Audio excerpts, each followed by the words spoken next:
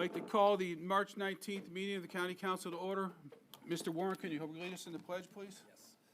I pledge allegiance to the flag of the United States of America and to the republic for which it stands, one nation, under God, indivisible, with liberty and justice for all.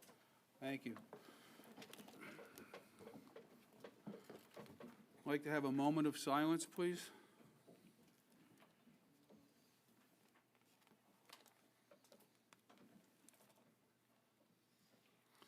Thank you. Roll call. Ms. Shavinsky, can you call the roll, please? Mr. Bullet? Here. Ms. Tatum? Here. Mr. Giovanni? Here. Mr. Holland? Here. Ms. Keegan? Here. Mr. Kraft? Here. Mr. Fayum? Ms. Fargo Hefner? Here. Mr. Warren? Here. All present. Ask for a motion for approval of the minutes for the March 5th, 2026 meeting. So moved. Second. Voice acclamation vote, please. All in favor? Aye. Opposed? Ayes have it. All right, next on the agenda is courtesy of the floor. If you are here to speak about the Human Relations Commission, please wait until that comes up on the agenda, because there's a spot in there for people to come up and give their, what they want to say about it. So if anybody else is here for courtesy of the floor besides the Human Relations Commission, please come up to the mic. I could read off the names. If you're for the Human Relations, I'll just do the names in that order again. So I have Liz Bradbury. Is that for Human Relations? Yes. Okay, so can you please wait until the next? I'm just reading the names off. If you're for that, just say I'm here, but I'll call the names the second time, okay? Corrine Good? Okay, thank you. Kevin Wilson? Same thing? James Fisher? Pass, okay. Marjorie DeResnes? Thank you. Joe? You guys got it right better. Welsh? Okay, thank you, Joe. Grace Hurd? Thank you. Krista Brown? Janine Santoro? Thank you. And Eric Shaw? Ernie Shaw? Can you read that one? Looks like Eric Shams? Shams? Human Relations, okay. Does anybody else wish to address council for courtesy of the floor other than Human Relations? Seeing none, we'll move to the next part of the agenda. Thank you. All right, next thing we have is a county executive report. Ms. Zirinsky?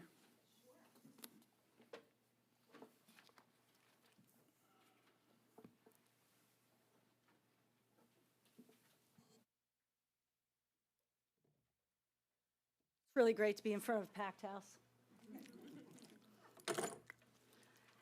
So, before I begin tonight's report, I'd like to take a moment to recognize the life and service of Marvin Boyer. As many of you know, he did pass away. And I think his impact on the county has had just a deep effect on all of us. So I do have a proclamation prepared in his honor. Tonight is the viewing for the family, so I will save Ken from reading it.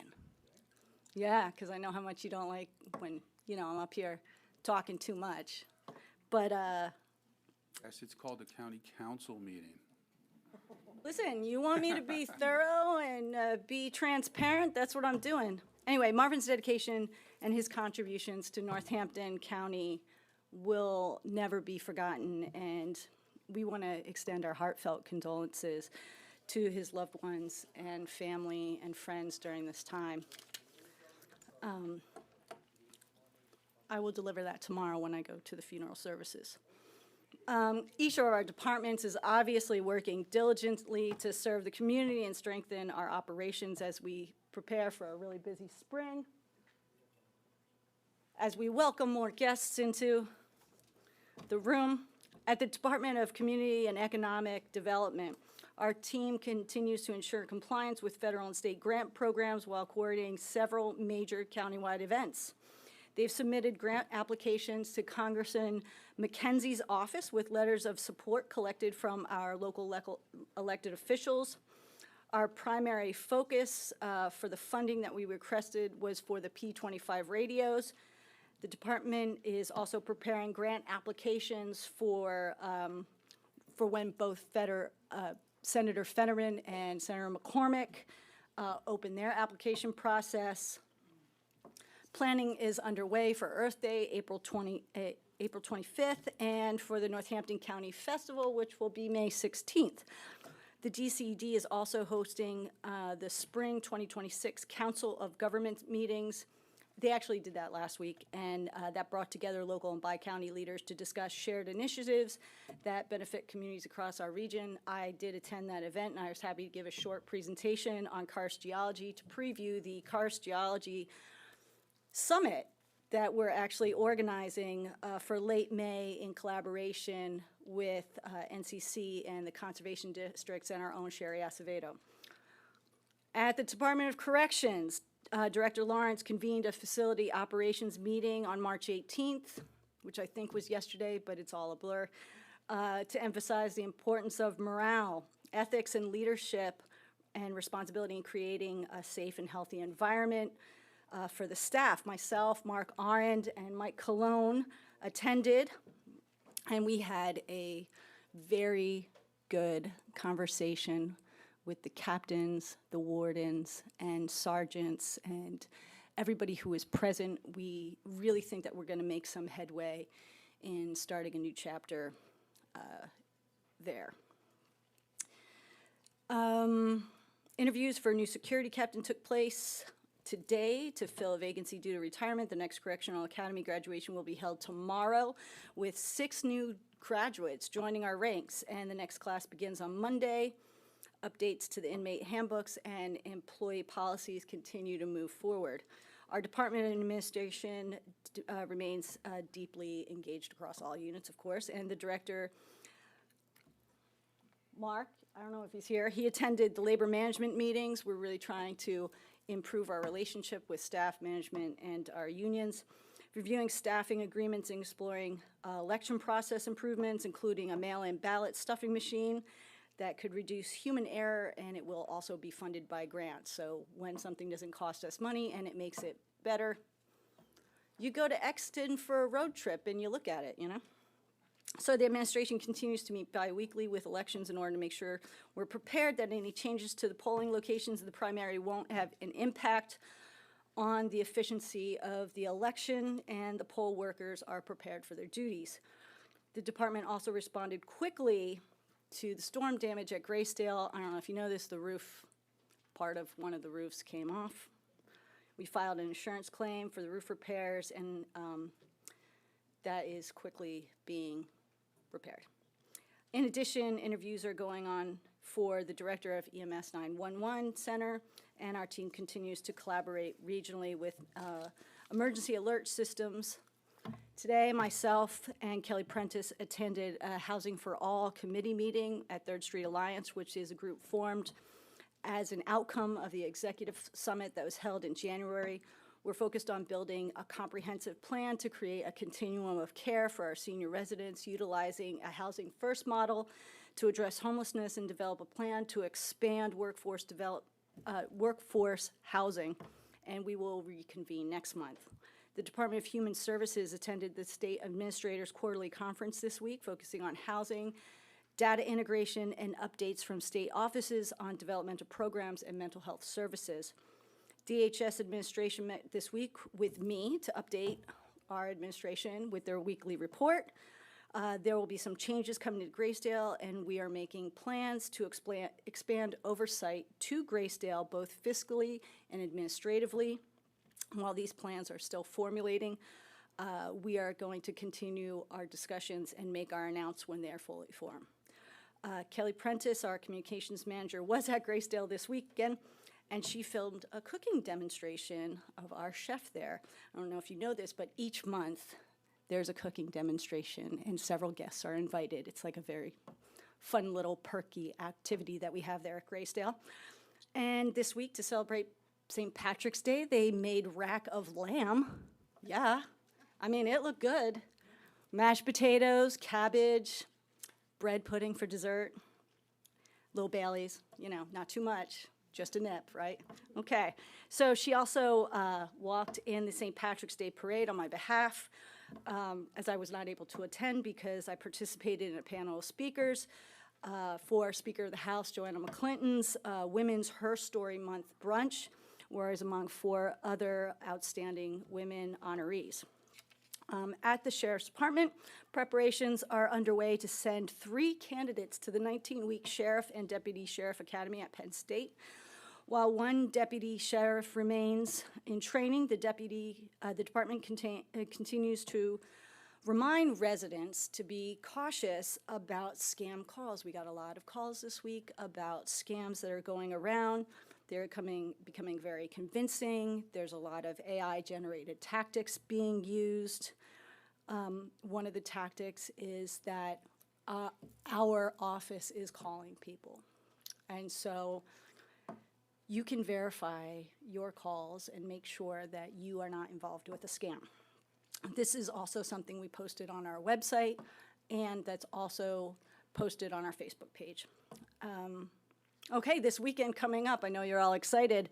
There's the Deputy Sheriff's Association hosting their annual Easter egg hunt at Louise Moore Park. I will be there. It is going to be fun. Bring your baskets. Public Works has been hard at work addressing the storm damage. So I already mentioned the roof on the southeast wing that sustained the damage during Monday's windstorm. I'm sure everybody had tiles off of their own roofs, and the temporary repairs are complete and the full replacement plans are underway. Design plans for the parking garage that we're all eagerly awaiting have been finalized with contracts going to bid next week. Pre-bid meetings for HVAC maintenance and related contracts are also being completed. Our Parks and Recreation is hiring summer positions right now. So if you have nothing better to do and you like driving a golf cart, right, come on out. I also met with Sherry Acevedo and Nate Pritchard from the Conservation District to get an update on the DE permit for the Hercules / Boozy Unsem deepening permit that was made in 2021. It still is undetermined, so I'll be issuing a letter of inquiry to both the DEP Northeast Regional Director, Joseph Buczynski, and the Secretary of the PA Department of Conservation and Natural Resources, Cindy Dunn, for an update on the application status. I also met with Jeffrey O'Brien this week from procurement to discuss the various ways we might be able to save money by consolidating purchases county-wide. And we're looking at ways to reduce our energy costs because, as everybody knows, energy prices have gone up, and oddly, we use a lot of energy. So the coroner's office continues to respond steadily to its ongoing caseload, maintaining essential services across the county. Our Human Services Department has onboarded 12 new employees and begun participating in a Bureau of Labor Statistics Cost Index survey, an important contribution to understanding statewide labor trends.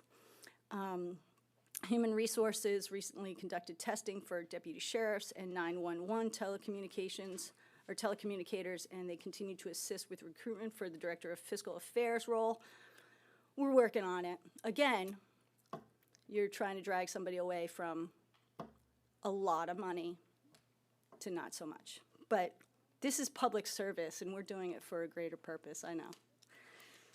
DHS supervisor training will take place tomorrow, supported by HR's Labor Relations team, and our courts, several divisions, will welcome new clerical Tech 3 staff on March 23rd. Filling all positions at that level, finally, across divisions. Digitization of historic tax and estate records continues. That's helping us create space in what seems to be a space that keeps getting smaller and smaller. So the Archives Division is supporting the America 250 initiative and will participate in April's Colonial Day Festival at the George Taylor House.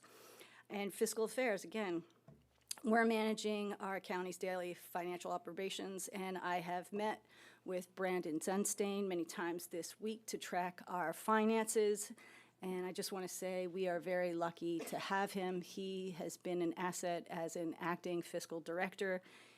I know that he knows his stuff, and, you know, if we don't find another one, God willing, he's going to remain in that acting position for as long as we can hold him there, you know?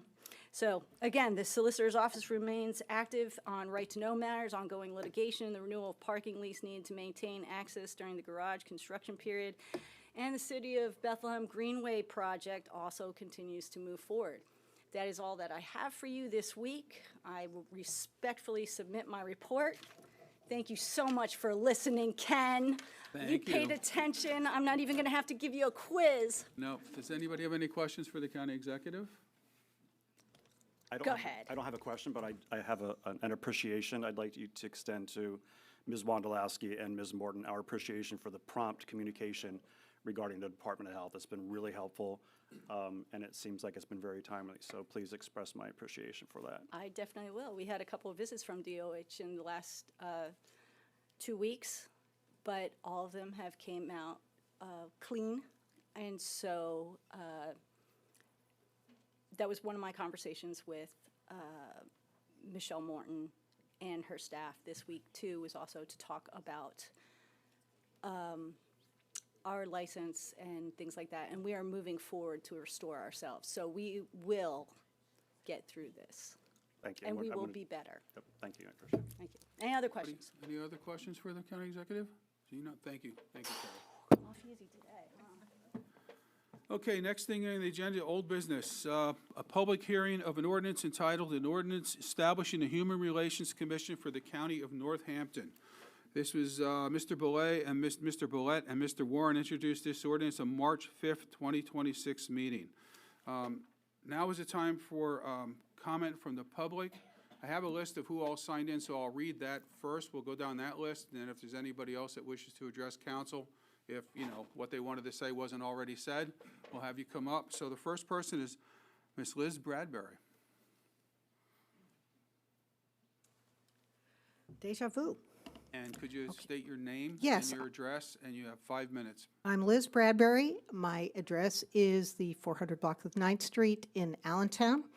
I'm Liz Bradbury, the chair of the Lehigh County Human Relations Commission and also the CEO of Keystone Equality. I led the Lehigh County Human Relations Advisory Council to write the Lehigh County Ordinance, which passed into law in 2024. It took 3.5 years to write. It conforms to state and federal requirements, and it has expanded protected classes with up-to-date definitions. It's easy to implement and fair to both the complainant and the respondent. The Northampton County Human Relations Ordinance is based on it.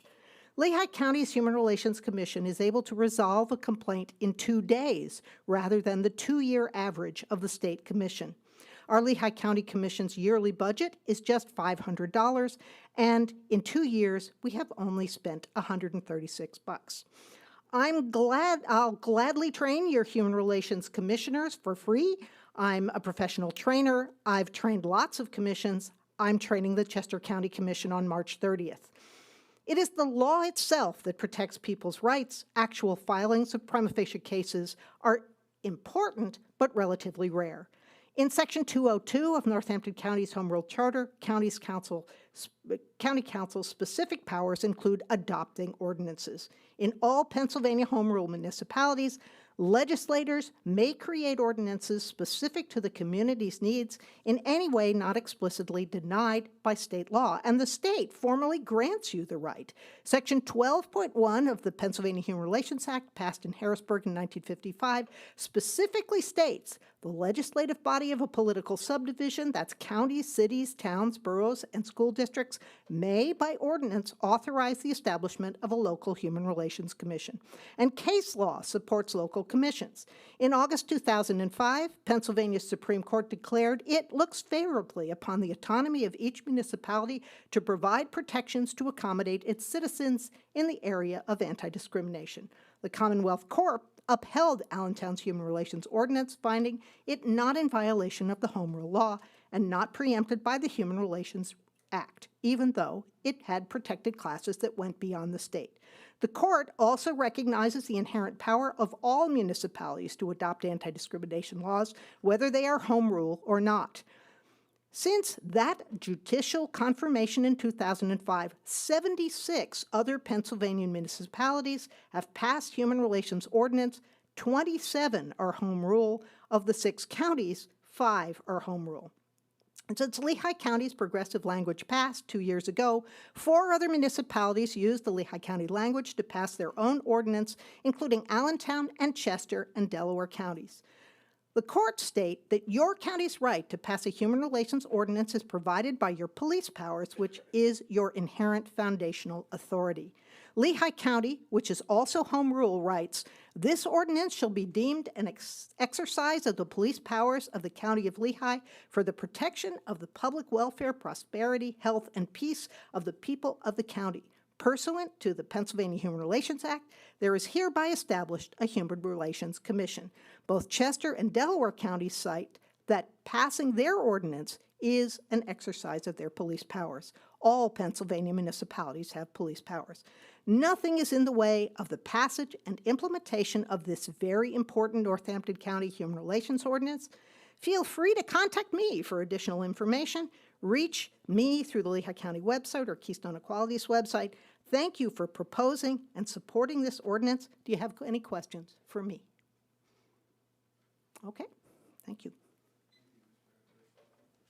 Next on the list is Corinne Goodwin, if I have that right. Sorry. State your name, 5 minutes again. First time. Good evening, council. My name is Corinne Goodwin. My pronouns are she, they. I am the founder and executive director of Eastern Pennsylvania Trans Equity Project. Our address is 1636 North Cedar Crest Boulevard in beautiful downtown Allentown. It's hard to follow that, right? With all the technical stuff. That's why we have Liz Bradbury, I'll just say.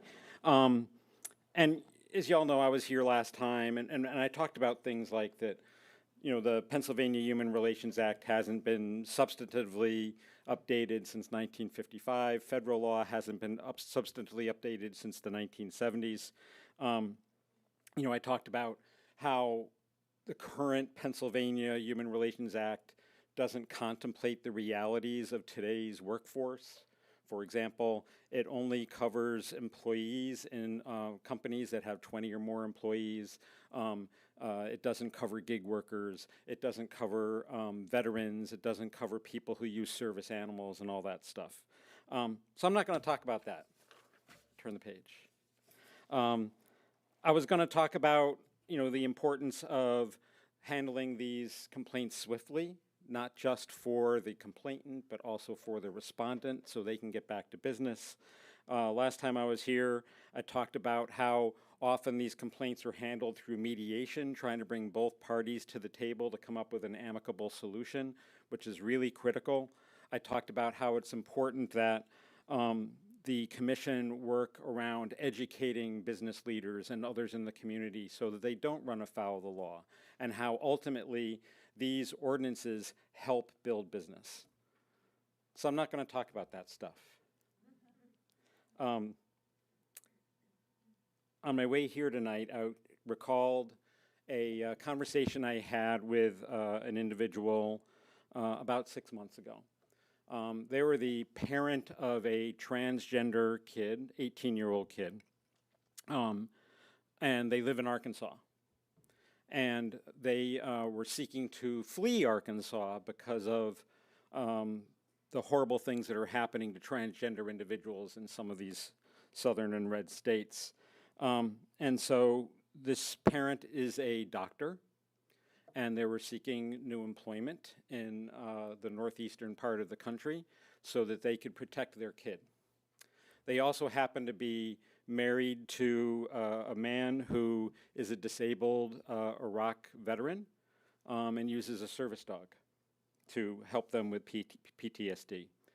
And so they've been looking for a job, and they got an offer up here from one of the 2 major health networks. And they called me because they wanted to understand what the quality of life here is in the Lehigh Valley. And they're a very smart woman, and they asked about discrimination protections. And I talked about Pennsylvania, and I talked about federal law. And then I said, you need to be careful where you live. Because if you move to Northampton County and you decide to live in Bangor, your kid nor your husband's rights are protected. If you decide to move to Northampton, your kid nor your husband's rights are not protected. However, if you move to Lehigh County, you can live in any town you want. They chose to move to Lehigh County, and Northampton County lost somebody who would have been a significant contributor to their local community, a significant contributor to the tax base.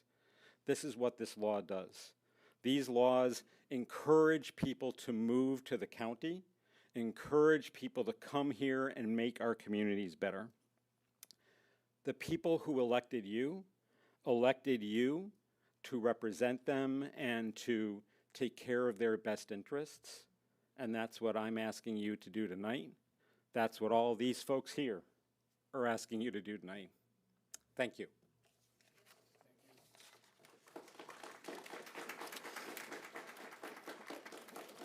The next person who signed in is Kevin Wilson.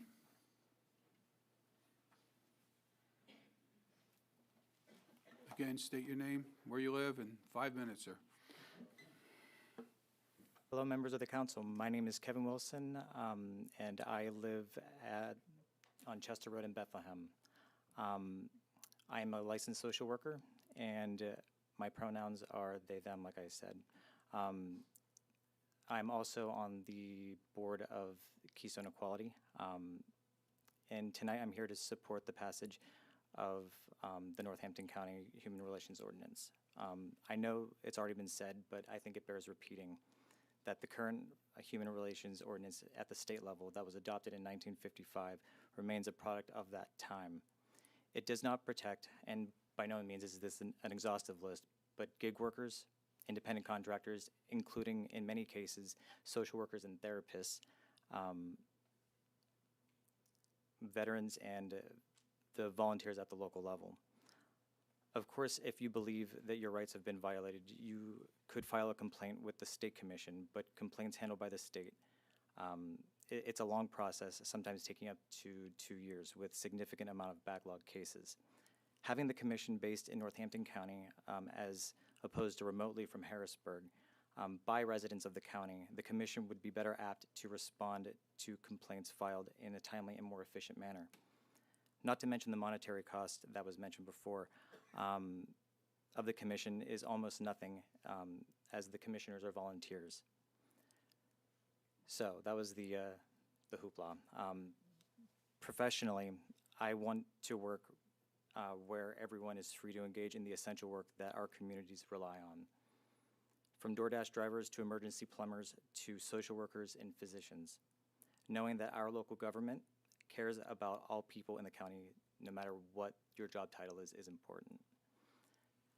But more important than that, as a resident of Northampton County and a taxpayer, I want to live where people in my community are free to be who they are without the fear of discrimination. And if we do face discrimination, we know that our local government gives us the chance at fairness.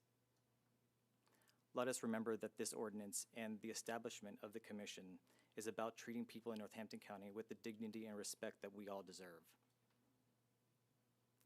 One last note. As a resident of Northampton County and a social worker with an ongoing commitment to equality and serving my community, I would apply to be a commissioner if that opportunity was provided to me. And as I've already attended trainings through Keystone Equality, and if it were adopted by Northampton County, I thank you all for your time.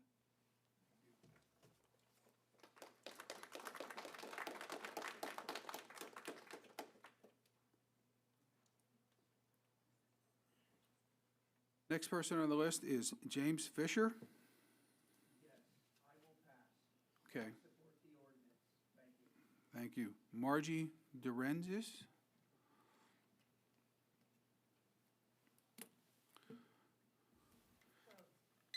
That was close. You get to state your name, your municipality, and 5 minutes. My name is Margie Dorenzis. I reside in Palmer Township at 50 Claremont Avenue. I'm here this evening to support the ordinance establishing a Human Relations Commission for Northampton County. I spent my 37-year professional career educating children with a variety of developmental, emotional, and physical disabilities, first as a teacher, and then as the IU-20 supervisor of autistic support, where I oversaw 38 public school classes for students with autism in Northampton, Monroe, and Pike counties. I was also a foster parent to a young child with a mental health diagnosis. He is now 23 years old, and I have had the good fortune to remain in his life as a surrogate grandparent. These experiences, while greatly enriching my life, have also given me a bird's eye view of the discrimination that still exists regarding individuals with disability and mental health needs.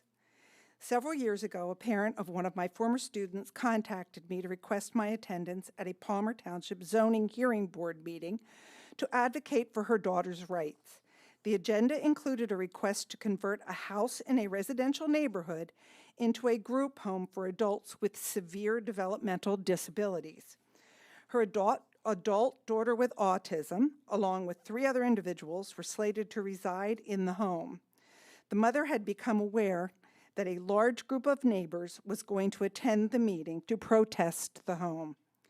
After listening to fearful accounts from the neighbors regarding the noises and behaviors which would emanate from residents of the home causing their own normal children unknown harm, I was distressed, but the comment that brought me to my feet was, "Don't they have a place for these people?"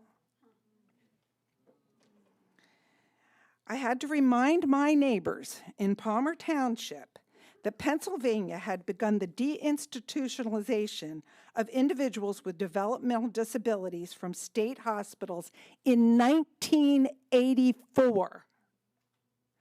I also informed them that I supervised 2 autistic support classes at Palmer Elementary School, and that their children were well accustomed to the noises and behaviors and understood why some people use them to communicate in lieu of spoken language. Although the Zoning Hearing Board permitted the group home,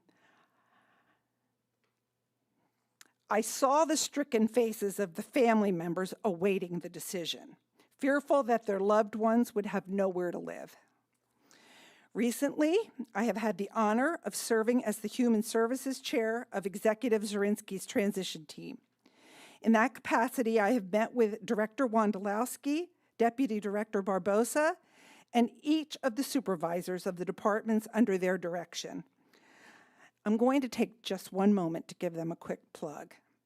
These are the people who help care for the most vulnerable among us, including our neighbors with disabilities, medical fragility, at-risk children, the elderly, individuals with mental health and addiction needs, and our veterans. I cannot begin to tell you how fortunate we are to have such a dedicated, knowledgeable, kind, passionate, and innovative staff supervising these services. They are a remarkable group of hardworking staff who get very little credit for the critical work that they do. And I plan in the future to bring some of those things to light. Through Ms. Zirinsky's Executive Summit, held the very first week of in her position as executive, I had the opportunity to meet with providers and consumers of the human services that Northampton County provides. I can assure you that the discrimination experienced by this population in housing, employment, and daily living continues to make life harder for the residents who most need our advocacy. There is a national outcry for our government to do something about the struggles of this population, but the discriminatory chants of NIMBY, not in my backyard, still exist. We currently have a president whose discrimination is on public record by stating that individuals with a learning disability are unfit to hold public office. Our county's Human Services Department is working hard to provide this population with the quality of life these individuals deserve. And it is incumbent on us as a society to support this effort. In my opinion, after conducting free and fair elections, it is this county government's most sacred responsibility to care for the people who need government most. Therefore, I am asking you to do your part as legislators by voting yes on this ordinance. Thank you. Thank you. Next on the list is Joe Walsh. Welsh, there he is. Sorry, I should have had that one. Good evening. Joe Welsh, 6149 Snyder's Church Road, East Allen Township. I'm speaking tonight in my capacity as the founder and director of outreach and government relations for the Lehigh Valley Justice Institute at the United Way of the Greater Lehigh Valley. LVJI, as I told you 2 weeks ago, supports the adoption of this ordinance as we supported the adoption of the Lehigh County ordinance. And as I mentioned 2 weeks ago, having a local solution, excuse me, and a local remedy as opposed to going to a state agency or federal agency where it can take 2 years is a benefit to both sides in any dispute about discrimination. And you heard tonight from Liz Bradbury that in Lehigh County, things can be remedied in as quick as 2 days, which is a lot better than 2 years. You know, so often when you're presented with a piece of legislation, particularly if it's in an area that you're not familiar with, you've got a lot of questions. And you should have a lot of questions. That's your job. And you should ask very legitimate questions, and there should be a good discussion of both sides of an issue. And a lot of times, let's be real, a little fear-mongering comes in here and there. But in this instance, you don't have that problem because you have a model. This ordinance is essentially the same as the ordinance that was passed in Lehigh County. And what happened after Lehigh County passed that ordinance? There wasn't a giant sinkhole that opened up and swallowed up the county. The sun came up in the east. It set in the west. The government center did not implode under a plethora of complaints. In fact, what happened in Lehigh County was an international drug manufacturer decided to set up a major manufacturing facility in Lehigh County, notwithstanding an ordinance like this. And I kind of got excited because I thought, wow, maybe they have an outlet store and my injectable diabetes drug I could get cheap, but I'm told it doesn't work that way. Anyway, so not only should your concerns be alleviated by the fact that Lehigh County has successfully implemented this, you also have a roadmap for its implementation. And in Liz Bradbury, you have certainly a statewide, if not a national expert on this. So all the pieces are in place. There really is not a reason to vote no on this. And I would suggest to anyone contemplating voting no, think of the additional categories of Northampton County residents who will be protected from discrimination, like veterans. If you vote no and find that a veteran was discriminated against, what are you going to say to her? So I certainly hope you all strongly consider voting yes on this ordinance. Thank you very much. Thank you, Joe. Next on the list is Grace Hurd. Hope I got it right.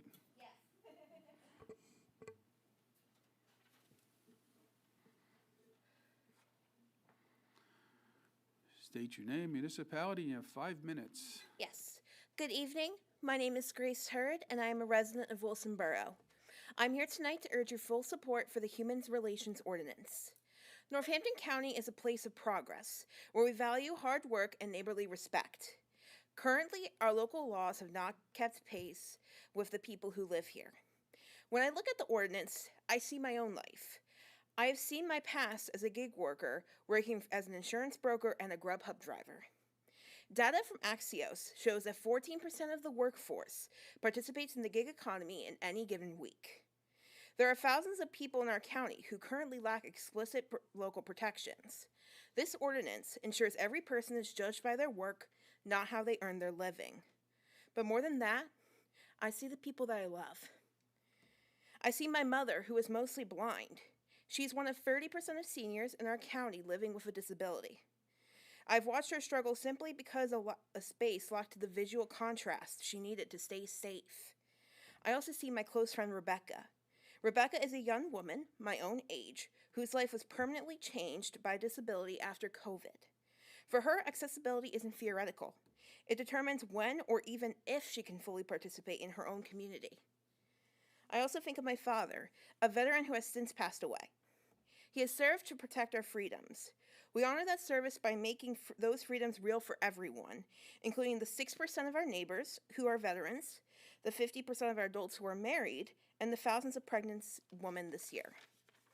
I am also here as a Catholic. In my tradition, the book of Micah tells us what is required. Quote, "Only to do justice and to love goodness, and to walk humbly with your God." That is a call to action. It means choosing fairness even when it is inconvenient. We also must speak clearly about our LGBTQ+ neighbors. We cannot ignore the news across this country, where laws are being passed to silence local voices and limit rights of all LGBT members, especially our transgender individuals. Tonight, you may hear arguments, either in person or on social media posts, rooted in fear. That is not who we have to be. By explicitly including protections for sexual orientation, gender identity, HIV status, and body weight, this ordinance draws a line. It says that in Northampton County, your right to work and find housing is not up for debate. When I think of why this must pass, I am reminded of a quote from the YouTube creator Amazing. "The world makes it so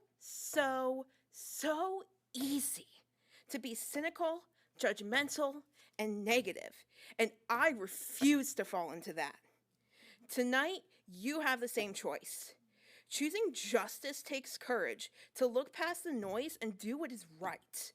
This ordinance is a shield that protects nearly every person in this room at some stage in their life. I stand before you as a woman, as a daughter of a veteran, as a Catholic, and as a member of this community.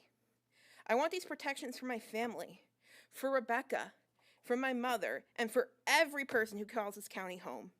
Let us refuse to fall into that cynicism. Let us refuse to fall into judgment. And let us choose to do justice. Excuse my stutter. Let us choose to do justice. I urge you to vote yes. Thank you very much to the county and to the audience, and I hope you have a nice day. Thank you. Next on the list is Krista Brown, -LY.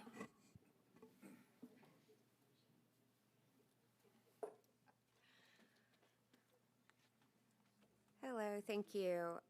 My name is Krista Brownlee. I use she, her pronouns. I am the executive director with the Bradbury Sullivan Community Center located at 522 West Maple Street in Allentown, Pennsylvania. I'm here tonight to urge you to support the Northampton County Non-Discrimination Notice and establishment of the Human Relations Commission. Also want to thank Liz Bradbury for the work that she's been doing on this, and I am also a recent commissioner on the Allentown Human Relations Committee. So I think that it is important. The ordinance is inclusion of protections that we've heard about tonight are speaking to sexual orientation, gender identity, gender expression, which is particularly meaningful to the LGBTQ+ community that we serve throughout Northampton County. Every day we hear from community members who want nothing more than the ability to live openly, work safely, secure housing, and participate fully in life without fear of discrimination. Importantly, the ordinance also extends protections to many other groups who are often marginalized and fall through the gaps. We've heard about veterans this evening. We've heard about those with IDD. I also think it's important to mention that it is about folks who have therapy animals. It is about people living with HIV. It is about families of all forms. The inclusion of protections also related to hairstyle, weight, marital status, pregnancy, education level, and past salary history is huge. I think that there's possibility of discrimination regarding genetic information, and passing this type of ordinance can help the county reflect a thoughtful effort to address the realities of modern workplaces and communities. The ordinance would publicly affirm that all residents are seen, supported, and protected. It would signal that Northampton County stands firmly on the side of dignity and inclusion, and it would help ensure that no one is left behind simply because of who they are, who they love, or how they express themselves. The ability to resolve discrimination complaints quickly and properly is something that you should consider, and I'm hoping that you vote yes for. I believe that policies like this not only protect individuals, they strengthen the social and economic health of the entire community.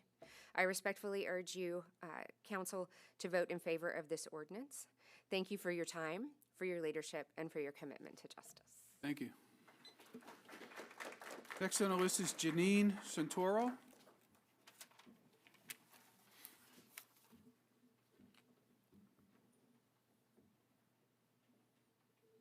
Good evening, members of council and all of our friends here tonight. My name is Janine Santoro. My pronouns are she, her. I currently serve the city of Bethlehem as the Director of Equity and Inclusion, and I am a resident of Northampton. City address is 10 East Church Street in Bethlehem.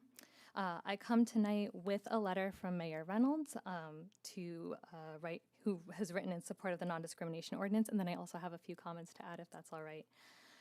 He writes, "Dear honorable members of Northampton County Council, today I write in support of the non-discrimination ordinance that proposes the creation of a Human Relations Commission for Northampton County.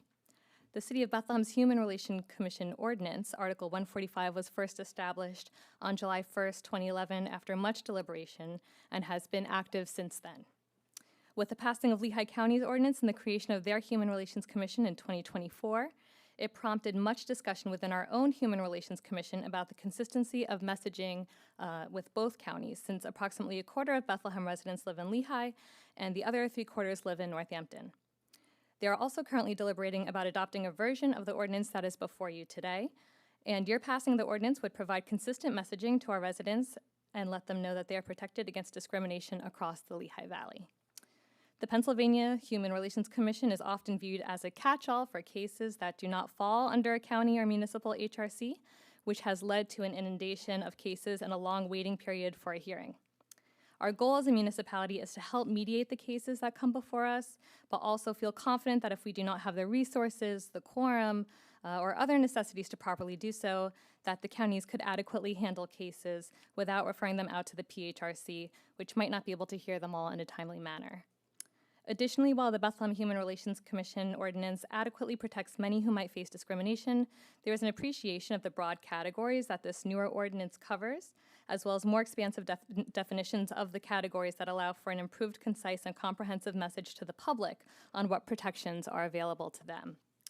Voting to adopt this legislation today would mean that residents would feel no uncertainty regarding Northampton County's commitment to ensuring that they live in a place where they can pursue justice when they have feared and faced discrimination, especially if their municipality does not have their own HRC. For Bethlehem residents in particular, it means that at every level of government, they are ensured equal access to opportunities regarding employment, housing, public accommodations, post-secondary education, and healthcare. We hope that you join us in considering the passing of this ordinance and all that it signifies, especially in our current climate. And I do want to add some comments of my own, and these are very human comments. They are with my city hat on, but also in general. Over the past year in particular, many people from our community have felt like their existence, especially in the context of our country right now, does not matter to those in power. We're all asking in what ways we can protect and serve our community when we feel that so much is out of our control. I know even at the last meeting, you were having a public conversation about what you can control and what you can't control. But the good news is that this is something you can control. that by passing this ordinance, you are saying that you are using the levers of power you do have to protect people that find themselves being discriminated against, and that there is a lower barrier process for them to seek justice, and that it requires relatively little resources.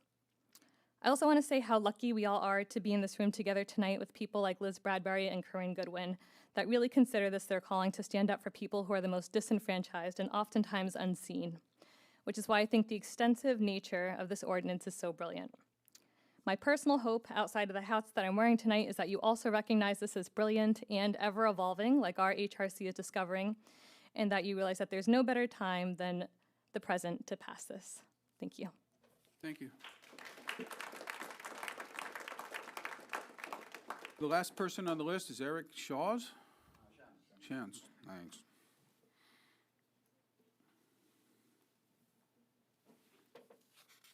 Good evening, County Council. My name is Eric Shamus. I live at 1233 Bushkill Street. That's in Easton City. I'm here tonight to speak in favor of the Human Relations Commission ordinance as someone who believes in equal treatment for all. I'm the father of 2 children who often face barriers in our society. One is a child with a disability, and the other is an LGBTQ youth.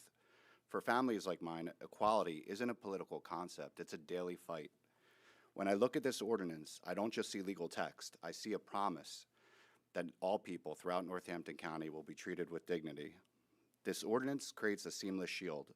When my LGBTQ teen faces discrimination at a doctor's office, or my disabled child is denied access to a public space, we'll have a place to voice our concerns.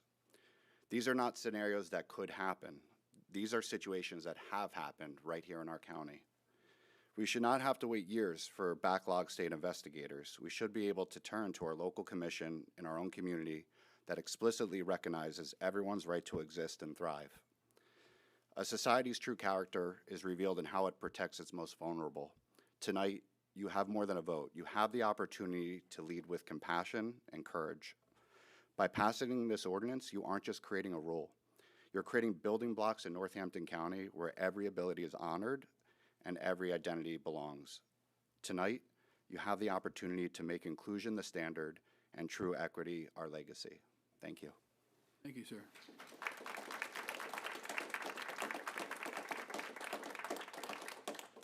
That's the list of everybody who signed up. Is there anybody else in the room who wishes to speak to us? We'll start in the front row next to Tara. Please state your name and your municipality you live in. Good evening, everyone. My name is Dr. Kelly R. Kenny. I go by she, her pronouns. I'm a resident of Upper Macungie, 260 Blue Sage Drive. I'm an emeritus professor of higher education from Kutztown University. I also taught at DeSales University before fully retiring December of 2024. I worked in higher education as a professor for 40 years, training graduate students in both counseling and the field of higher education. Thousands of my higher education graduate students are employed here locally, at colleges and universities here locally, across the state, across the country, and all over the world. Professors, as well as professional staff, make decisions about where they would work, often based upon the communities in which they live. So when they're looking for jobs in academia, they're often interested in what the communities are like. More and more, students also make decisions about where they will attend college or university based upon how welcoming the community is. And their parents certainly want to be assured that their children will be welcomed into safe communities. There are 3 local colleges and universities here: Lafayette, Lehigh, and Northampton Community College. These institutions are economic engines for this community. And students, by the way, often decide to stay and live where they've attended school, depending upon what the atmosphere and environment was like for them. Hence, I ask that you pass this non-discrimination ordinance, just as Lehigh County has. Thank you very much for allowing me to speak. Thank you. I'll stick to the right of the room. 5 minutes, state your name. How you doing? Louis Perez. I'm Lehigh County resident. I am also co-chair of the Lehigh County Human Relations Commission, and I thank Liz because I know a lot about law, but she has taught me so much even more. In the factor of discrimination, I want y'all to keep in mind it doesn't just happen in businesses, doesn't happen in schools, colleges. It also happens at home. I come from a very Puerto Rican family, which machismo is like the biggest thing. Now, my dad, being the oldest of 13 children, coming from an alcoholic and abusive father, was trying to defend his mom. At 10 years old, got kicked out of the house and was left in the streets. So my dad came to New York not knowing English, not knowing how to read or write, and all he knew was how to survive, which were the streets. Unfortunately, that led us to trouble because he got into drugs and selling drugs, brought us to Pennsylvania. My first time encountering a police officer, I was 10 years old, carrying 4 bundles of heroin for my dad with my 19-day-old sister in her stroller. At that time, I was old enough to know that it was something that was wrong, but I was fighting in between, does my family survive or doesn't? If it wasn't for a judge that looked at me, at 10 years old, they were going to charge me for that. And if it wasn't for a judge looking at me and seeing something different in me and giving me an opportunity, I can't tell you where my life would be at today. And I'm here today, and I say I've been blessed beyond means. I've been working now for about 25, 26 years with Lehigh County Court. I'm a special court advocate for them. I come in and look at special situations, individuals who don't trust the law, don't trust the person in front of them, and they won't even trust it to the point where they'll pass up opportunities and end up in jail. That is a compounding effect. People end up evicted, kids end up without parents, single-family households. I mean, it's just a tumblewheel that goes down.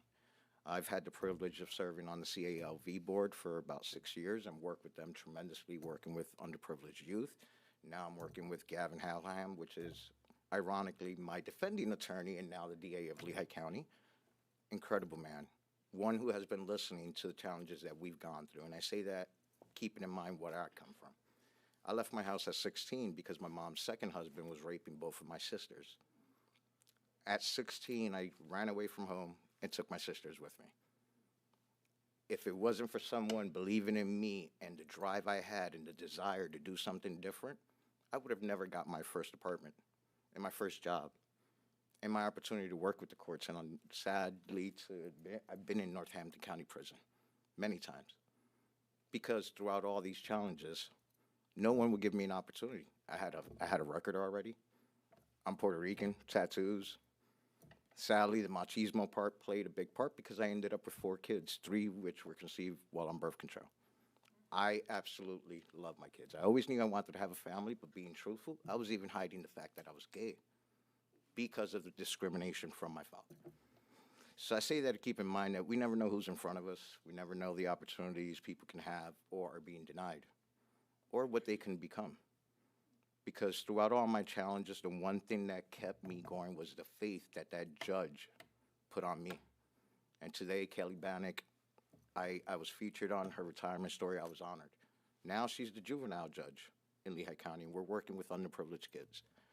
Judge Reichley, we're doing mental health court. We're doing an eviction court. I actually had the help from Northampton County Prison, who gave me their curriculum for the reentry program.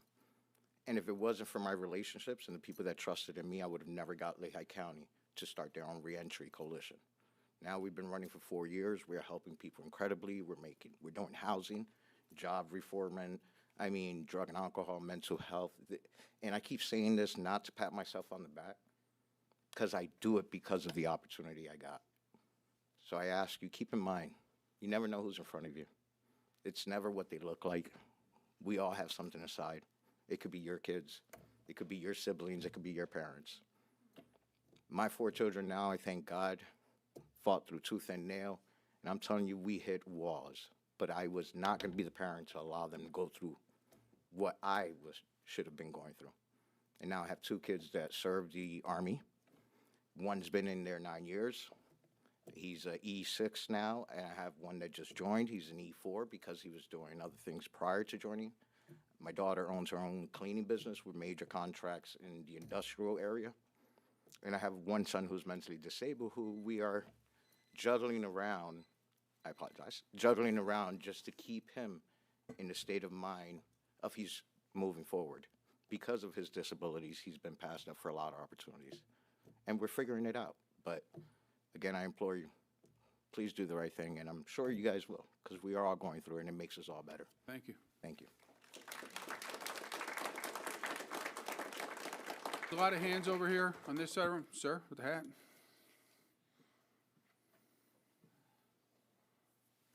Good evening. Tom Gilmore, Upper Mount Bethel Township, Northampton County.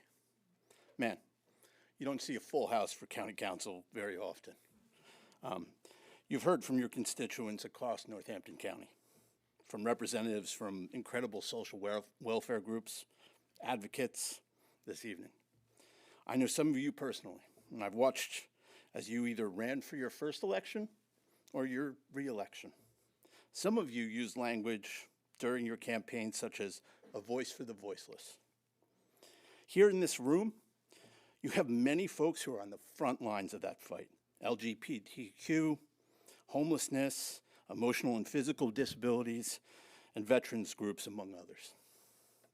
I can't hold a candle to some of the firsthand testimony given here tonight. My wife and I, though, we're adoptive and foster parents. And under the current administration, as we're seeing federal protections erode for foster kids. Sadly, it becomes more important for us and the state, county, and local levels to protect us. I'm the son of a lesbian, the father of an LGBTQ youth, and this is going to be hard for me, so the grandson of a gay man who lost his life as part of the AIDS epidemic. During that scary time, we saw how fear-based discrimination drove a reprehensible response.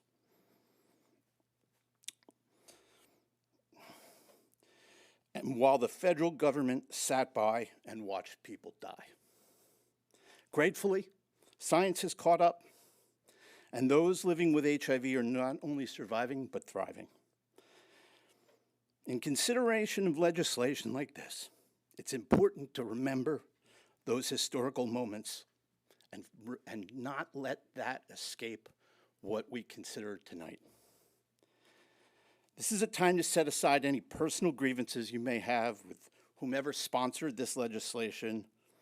This is a time to come together and unilaterally pass this important resolution. We've heard how imperative it is for local governments to step up and protect the most vulnerable among us.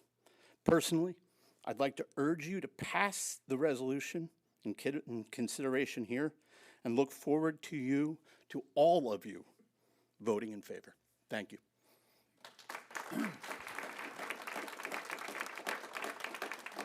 Stick to my right. Anybody, I saw somebody behind, please.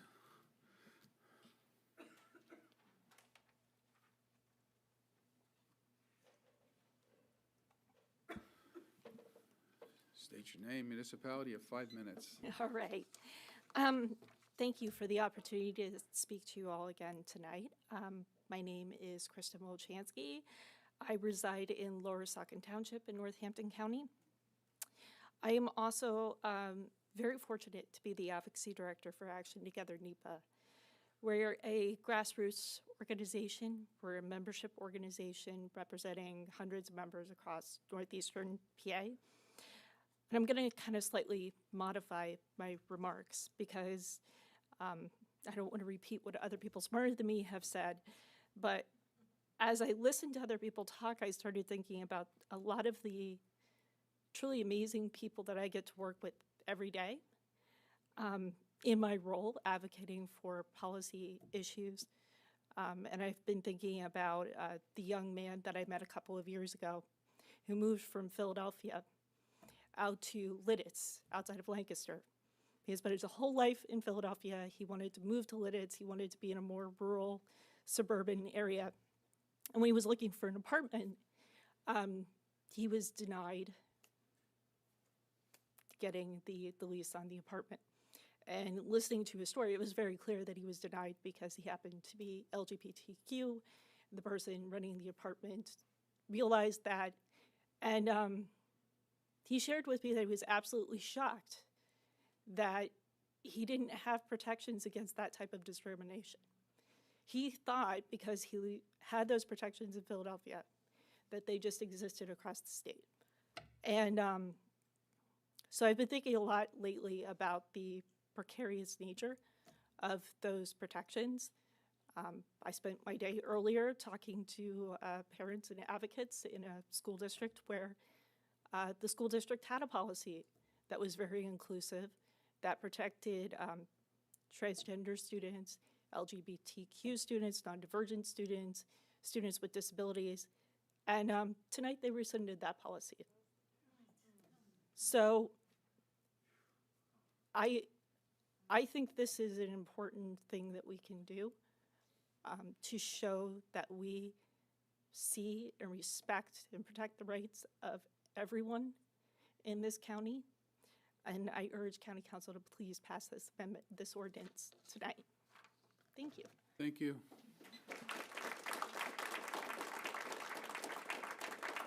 Anybody from the right of the room, my right?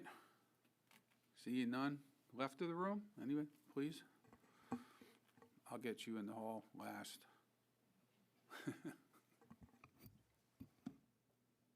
State your name. 5 minutes. Yes, I'm Reverend Elizabeth Gowdy, pastor of Metropolitan Community Church of the Lehigh Valley since 1999 at 2354 Grove Road in Allentown. The church is a minority community church. A majority of church members identify as lesbian, gay, bisexual, or transgender. Over the decades, I've heard far too many stories of discrimination from church members. We provide spiritual care for people, and that's great, but it's best when there are laws that protect people. Loving our neighbor includes protecting them from discrimination. I urge you to vote yes. Thank you for your time. Thank you. Anybody else from that side of the room? Hallway, sir?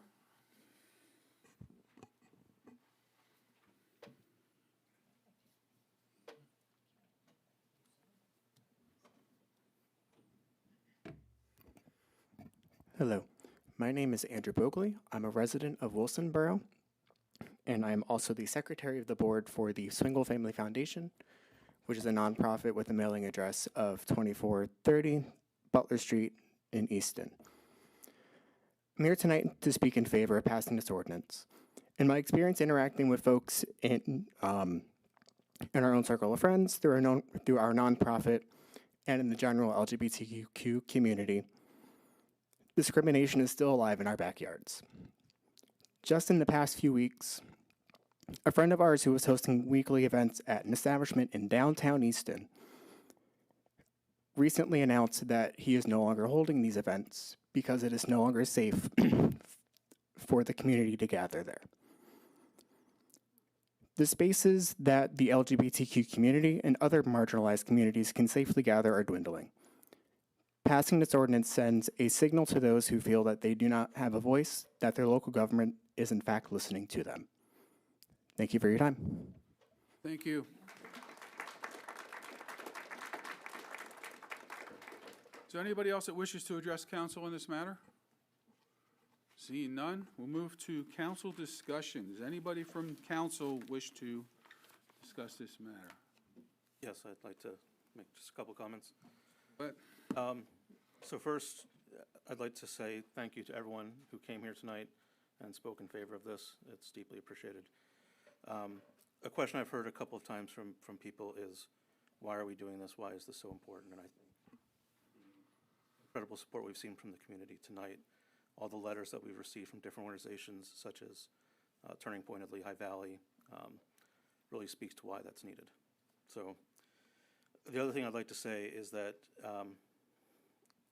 some might say that what we're doing tonight is, or potentially doing tonight, is a drastic change for Northampton County. I don't think it is. I think what this ordinance expresses is that you have the right to live your life. You have the right to hold a job, to live in your home, regardless of who you are. I don't think that's radical. I don't think that's drastic. I think that's basic fairness. And I think it's important that we take this step tonight to do that. I'd also like to note that before this ordinance was introduced, I shared it with the Greater Lehigh Valley Realtors Association. They reviewed this. They had no concerns with this. They found that the pieces of the ordinance dealing with rental, with selling of homes, is consistent with their own code of ethics and their own policies. So they had no concerns expressed. In case people are concerned about business interests or realtors having opposition, I haven't seen any of that, and no concerns have been expressed to me there. So that's all I'd like to say. Thank you. Does anybody else from County Council wish to? Mr. Warren. Thank you, President Kraft. There's obviously a lot of nonsense that gets put online. For anyone to say that this measure is redundant or that discrimination isn't happening in our local communities is 100% incorrect. I work in the world of foster care, and I see it all the time with children and families. And it's, I think, incumbent upon us to continue to repeat some of the facts that have been mentioned tonight, which I'm going to do in a bit here, because we are living in a post-fact world, unfortunately, but the facts are the facts, and facts are important. First and foremost, I think it's important to be clear once again that this measure expands upon state law. Now, under this county measure, our veterans are going to be protected from discrimination. They currently are not under state law. Under this county measure, those who have gone through domestic violence will be protected from discrimination. They currently are not under state law. Under this measure, sexual orientation will be protected, currently not under state law. And our citizens' education and their health care are not included in the state law. This measure will protect our residents from educational and health care-based discrimination. These are facts. There's also a backlog that's been mentioned, approximately 1,700 state discrimination cases. And at this point, it's going to be years before someone's case is heard and there's a determination made. If we're going to be able to help folks get a decision here in Northampton County, our residents here in Northampton County, in a more timely fashion, that's what we should be doing. And that's called effective governance. And that's what we'd be doing by passing this measure.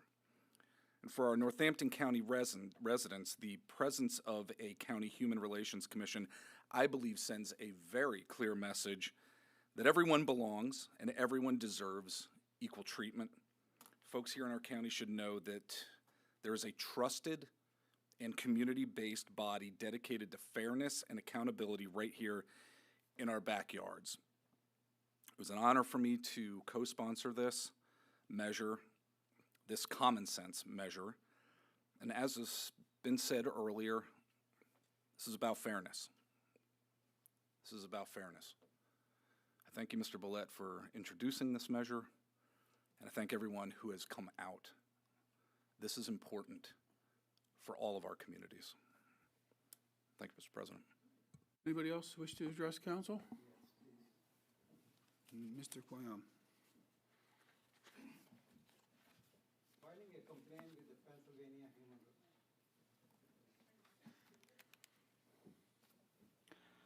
Hi. Filing a complaint with the Pennsylvania Human Relations Commissions or the Federal's EEOC can be a slow and distant process. This ordinance creates a local commission right here in Northampton County.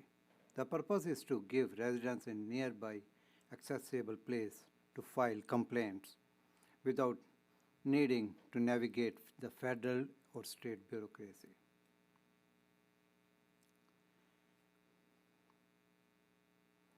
I am the first immigrant Muslim county commissioner in United States history. When I look at these documents before us, the Human Relations Ordinance, I don't just see a legal text, I see a promise. I stand here today as the first Muslim American and the first immigrant to serve on this council not only in this council, in United States. My journey, thank you. My journey to this chamber was long, but it is a journey to nearly every family in Northampton County. Whether they came here for 200 years ago or 200 days ago. We all came here looking for the same thing, the chance to work, chance to raise our families, and to be treated fairly. For a long time, we have relied on state and federal laws to guarantee that fairness. And those laws are a good foundations. But as we heard during this debate, the foundation is not at home. State and federal agencies are overburdened and far away. If your neighbor discriminates against you or your landlord refuses to for rental assistance check, waiting months for response from Washington or Harrisburg is not justice, it's a silence. We need it because equal opportunity should not depend on your zip code or how much money you have to hire a lawyer. We need it because here in Northampton County, we don't tolerate someone being denied housing simply because they use a Section 8 voucher or because their natural hairstyle or because of who they love. I remember my Sikh community from South Asia. They have a long beard, they have turbans, and they complain that their kids are bullied in schools. I heard a lot of stories when I was knocking the door and asking for vote. Just 1 block away, Jennifer, she lives here on 5th Street. She was so scared, she didn't open the door. And she was talking about something is going on in Washington, and she's so scared that some agency will come and will arrest her just being a lesbian. Thank you. Thank you very much. Thank you. Anybody else from council? Lori? I have some questions starting on page 30. I have no problem with any of the provisions or the rights. I have questions about the actual mechanics and implementation in this county. And on page 30, section C under 1503, there's a statement that says members of the commission shall serve without salary but may be paid expenses incurred, etc. I would suggest that we amend that to strike the paid expenses incurred. I do have a copy of Lehigh County's here, and their ordinance more clearly articulates their budget, and it's not provided for clearly here. So rather than trying to do that now, I think we should strike that, and then we can rely on the county executive to create the budget after we pass this, and we can amend the budget accordingly. Second part is on section D. I just have a question because the language here is written that says, shall be given sufficient administrative and legal support from the Department of Human Resources and Solicitor's Office. I find that vague. I don't know if Lehigh County's is more clearly articulated or if we're designating a specific person or persons to handle these situations. So it's more about the workload. Next on section, page 31, under the process of serving and filling the appointments, I think the 60 days is not in line with our home rule charter, which says if the county executive or if there's a vacancy that's not filled in 30 days. So I would suggest that we amend that number to align with the home rule charter, but I have Mr. Deschler here who could check on that. And then the last section, S, I think. Starts out as from time to time, but not less than 1 year, provide a written report. I would ask for an amendment that states a quarterly written report will be provided to county council and leave the rest the same. And those are, you know, the only question, like I said, I have, and the county executive's welcome to discuss this with us after the implementation, is just how the personnel that we have will be used to handle these complaints in addition to their own duties. And perhaps you have a vision for that, but I don't see that as an impediment to passing it. So do I need to make a motion for an amendment, or do you want me to wait until people have a chance to discuss? Well, you sort of made a motion, but it's a multi-layered motion. We can take it like with just page 30, section C, that they can perform their duties and submit to and be approved by Northampton County Council. We don't have a budget to approve somebody's pay. Well, the way I would propose, if I make a motion to amend section C on page 30 to state, members of the commission shall serve without salary, and then strike the rest of the sentence at this time. So we have a motion that says, yeah, I guess. I mean, council. I think. President, but, I mean, my question would be, I mean, what are the type of expenses that have been incurred, perhaps maybe in Lehigh County as well? Lehigh, zero, she says. So then if it's zero, then we don't need it. But also they have a provision right here in theirs that says that there is a budget of $500 total. So we don't have anything like that here. Sure, come up to the mic and make a point, because you're the person who's going to pay for it. Yeah, I just want to say that number, page 30, C, says may, not shall. Shall is binding, may is open for discussion. By putting that in this ordinance, it allows for the possibility that somebody could get reimbursed for travel expenses, for gas, if they would go on a retreat, but all of that would have to be subject to approval, just like everything else in the county. You can't get reimbursed unless you have a signature. So maybe you want to say subject to approval. Well, it does say that. It says Oh, submitted. it does say that, so it Says doesn't that, matter. But none of our other commissions have any kind of provision for that, so again, I'm standing on, please strike that. And then if there's something that you need to bring to us later, I have no problem with it being done later, but right now, I would don't say like the it only open. reason this provision is here is because there may, not shall, may be travel to Harrisburg. Because I think that's something that might occur. Am I correct? And so just like you go to CCAP and you get reimbursed for you're elected, sure. These people are appointed. They're not making any money. If they're going to Harrisburg and they can't get travel expenses or gas reimbursement, mileage or something like that, I just think that's fair. So May says it is something that you can potentially do, and it leaves it open for that. If you take that provision out, then there's no potential for reimbursement. See, I disagree. I'm just saying that at this point, they serve without salary. In the future, if you need to bring that to us, you bring that to us, and then we do it. No other board or commission has any expenses paid of all the other ones that we have in the county. Nobody else goes to trainings, et cetera. So if you need to come back to us later and say, this is going to be the cost, then that's separate, and I don't see anybody standing in the way of that. But I stand by my amendment.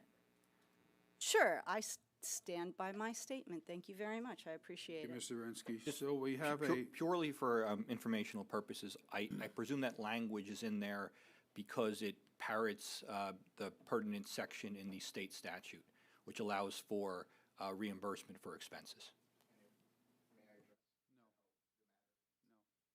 I believe what Ms. Vargo's trying to say is, and I've been on many boards and commissions, and we had no reimbursement structure at all. So, and I understand you're also saying that if something would come here for a reimbursement like that, I'm sure nobody here would stand in front of it and say, no, they can't be reimbursed. So I don't know if there's a motion yet, but to follow the home rule charter and how we do things with every other commission and committee in the whole county, they should kind of have a parity. They should be the same if we're going to do this, as our home rule charter states. So I'm.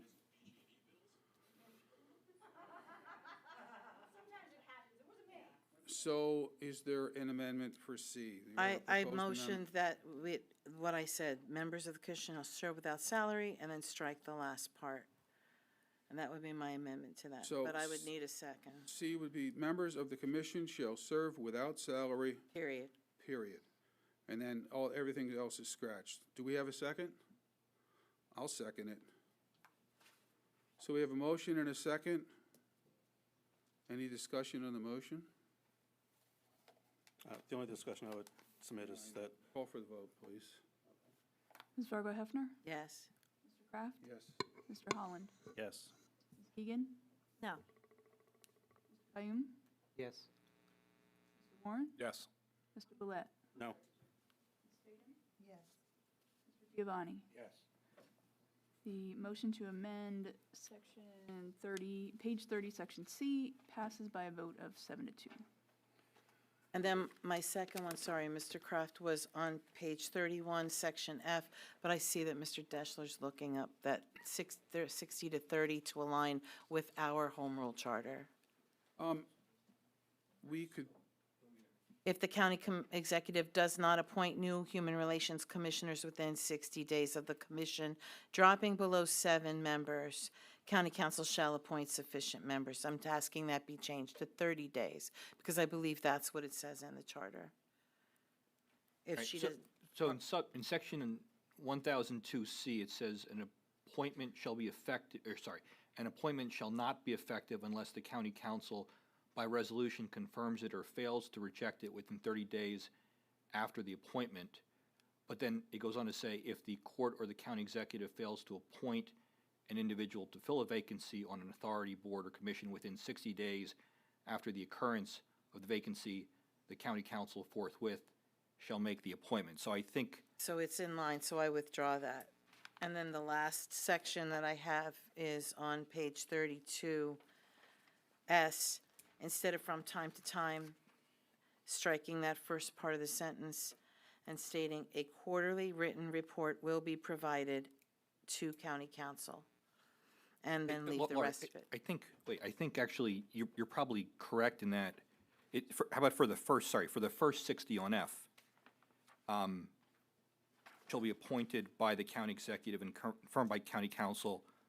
It does say within 60 days. You may want it to be within 30, because in the, Only if it's aligned with, if the charter says 60, I'll leave it at 60. If the charter says 30, I'd like it to parallel. Well, it Because says- that would be, again, for every other commission that we have.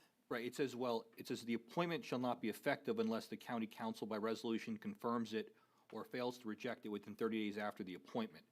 The appointee shall serve until rejected by the county council or until the expiration of his term of office, whichever is sooner. Then it says, if the court or the county executive fails to appoint an individual to fill a vacancy on an authority, board, or commission within 60 days after the occurrence of the vacancy, the county council forthwith shall make the appointment. So the first 60-day in F refers to the appointment. So I think if you want to say, shall be appointed by the county executive and confirmed by county council within 30 days, that would be. I believe that that's under section B, and it sounds like the exact verbiage on page 30. So I just was questioning F, and if you're saying it's 60, then it's 60. I think, I know, I agree with your interpretation that the first 60 should be 30, so Yeah. I'll second your motion. That's all I'm saying. Under section F? Yeah, the first 60 should be 30. The first 60 should be 30, the second 60 should say 60. Okay. So do you want to propose that as the amendment, or do you want me, I'll second it. for Okay, you. thank you. so you have this motion that we're talking about here. So instead of saying 60, it'll say 30, and then after 60, county council. You have that? Yes. Does everybody understand the motion? Yes. You want to call for the vote? Just to Vote keep it. is for the motion to amend. Section F.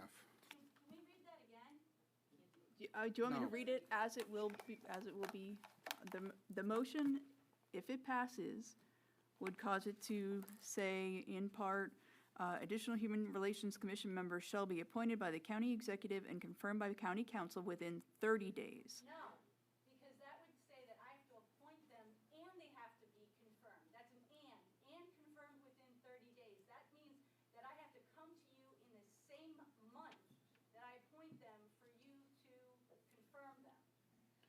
I think what she's trying to do is follow the home rule charter, how it is now, and this is not written the same way as the home rule charter. I believe that's what the confusion is. So we want to make it follow our home rule charter. We're not opposed to it.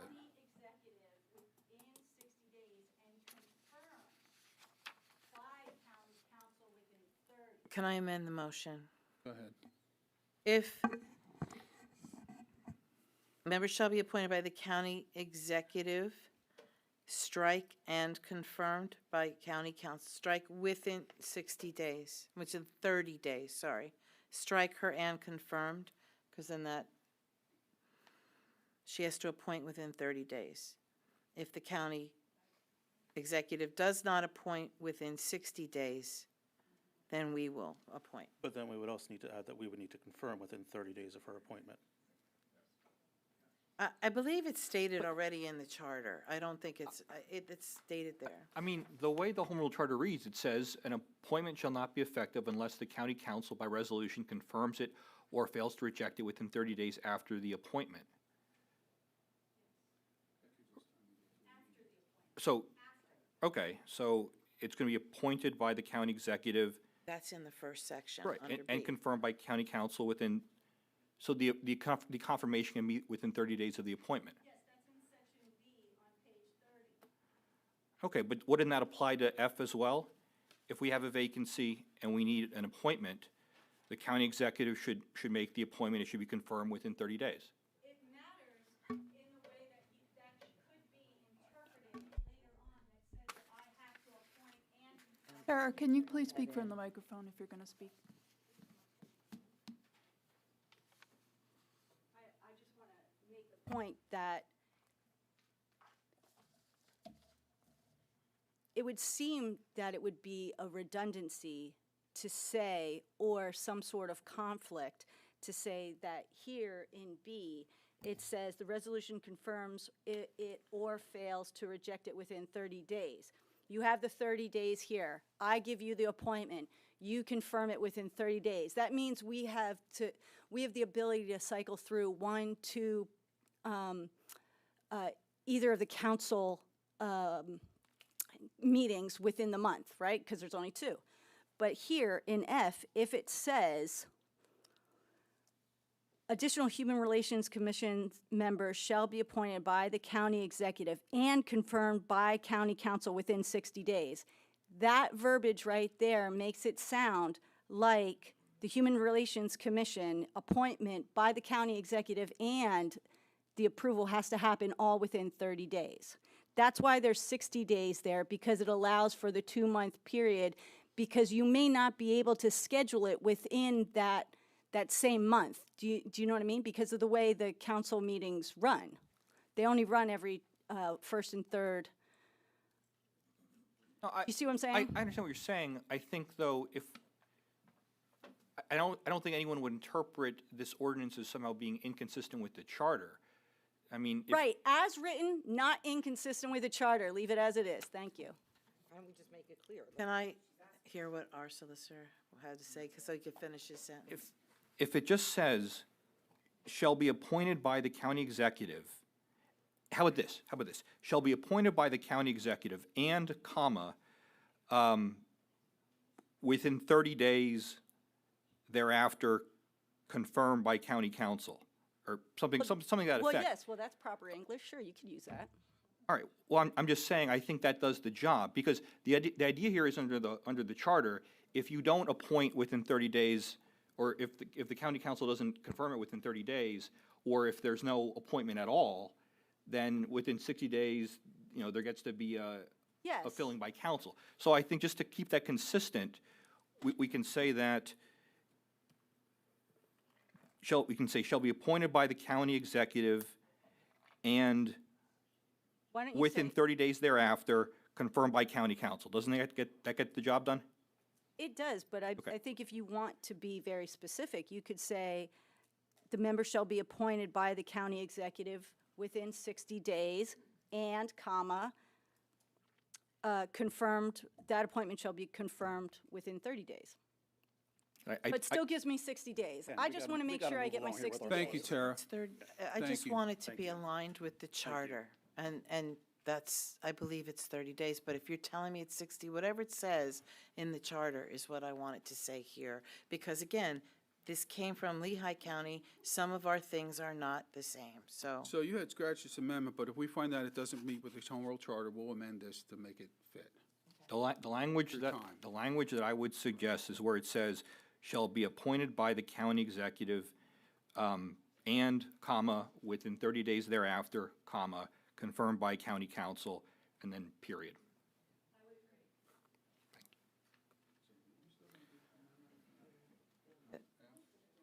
If you say yes, if that's, I think that works, yes. you gotta have that, Aileen, then I propose that, and do you still second? I second that. Okay. He seconds the amendment. Do you understand what we're amending? I do. Everybody does? We're all on the same page? So we are voting to amend the language to say that additional Human Relations Commission members shall be appointed by the county executive, comma, and within 30 days thereafter, comma, confirmed by Northampton County Council. Period. Actually, Right? it should be confirmed or rejected, right? Yeah, confirmed or rejected. Confirmed or rejected. Okay, now that we have that, call for the vote, please. Ms. Fargo Hefner? Yes. Mr. Gillette? Yes. Ms. Keegan? Yes. Mr. Kraft? Yes. Mr. Kayoum? Yes. Warren? Yes. Ms. Faden? Yes. Giovanni? Yes. Mr. Holland? Yes. Passes by a vote of 9. Last but not least, 32S. page 32S, and then striking from time to time, but not less than 1 year, provide a written report, amended to state, a quarterly written report will be provided to county council and continue it as such. Because other groups, again, with commissions meet on a regular quarterly basis, and they have minutes, so this way they'll give a quarterly report of any activities they have. If there are none, their report will say, no report. No activities. I'm amenable to that. I'll second that motion. Thank you. So we have a motion, instead of saying from time to, they will provide a quarterly report to county council, and the rest of the language is the same. Everybody understand the motion is a second? Call for the vote. Voting on the third motion to amend. Ms. Fargo Hefner? Yes. Mr. Gillette? Yes. Mr. Kraft? Yes. Mr. Kayoum? Yes. Yes. Yes. Mr. Giovanni? Yes. Mr. Holland? Ms. Keegan? Yes. Passes by a vote of 9 to 0. Anybody else from county council wish to address this ordinance before we vote? I do. You do? Just briefly, thank you, Jason, for bringing this to us. I'm the great-great-granddaughter of Reuben English, who was born into slavery in West Virginia, taken from West Africa. My family was taken from West Africa. I've suffered a lot of discrimination in my life. I have many family friends, and they are in the LGBTQ community. I am so pleased at the turnout tonight. You have a safe place here in Northampton County, and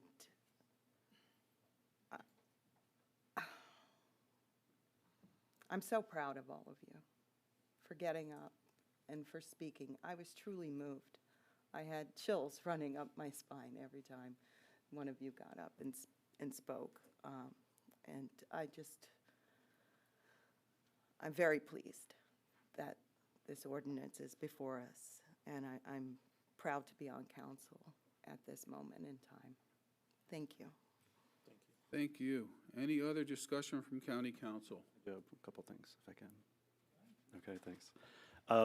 This ordinance is important to me for two reasons. Personally, I think most of the people on the dais with me, and as I look out into the audience, Most of the people here have met my husband through the campaign and through all the times that we spent together, and have come to, acknowledge and accept and be part of the Northampton County family.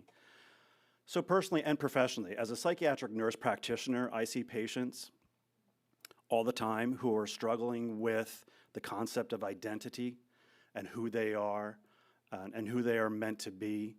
And when people are treated differently, they struggle at another level than people who aren't treated differently.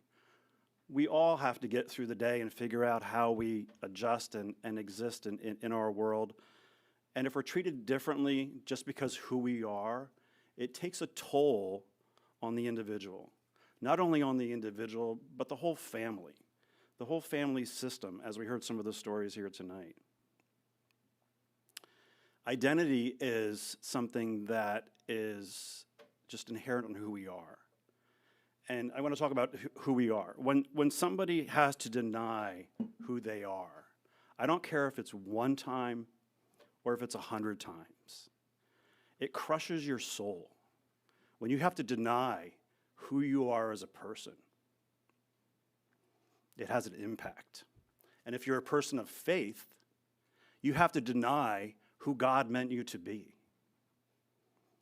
And that's really difficult to understand if you haven't gone through that and know what that feels like.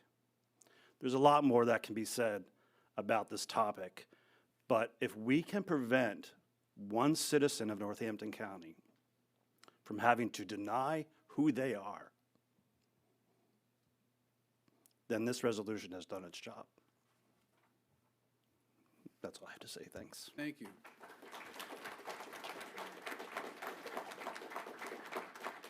Okay, I'm going to call for the... Sorry, Mr. Kraft, not to belabor this, I apologize. There is, I know this is modeled off of Lehigh County. If we could just, there's just one issue I want to address just as a cleanup matter here for the definitions, if we could. There's a definition of disability on page 5. It's 201.13, okay? Now, again, the state law, the Pennsylvania Human Relations Act grants the local municipalities authority to pass these ordinances. So, where we're using the state classifications, and certainly we can expand them, but when we're using classifications, we should be consistent with what the state does. So, for disability, the state statute refers to it as a non-job related handicap or disability, and we can call it a non-job related disability, and you see that there in the definition. The issue here is if you look at the protected class, which is defined on page 13, it's section 201.41, okay? The reference to disability there is just to physical or mental disability.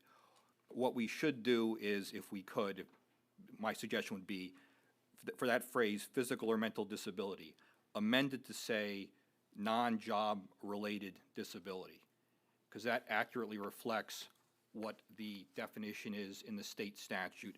And then for the definition of disability at 201.13, you can just change that title to say non-job related disability.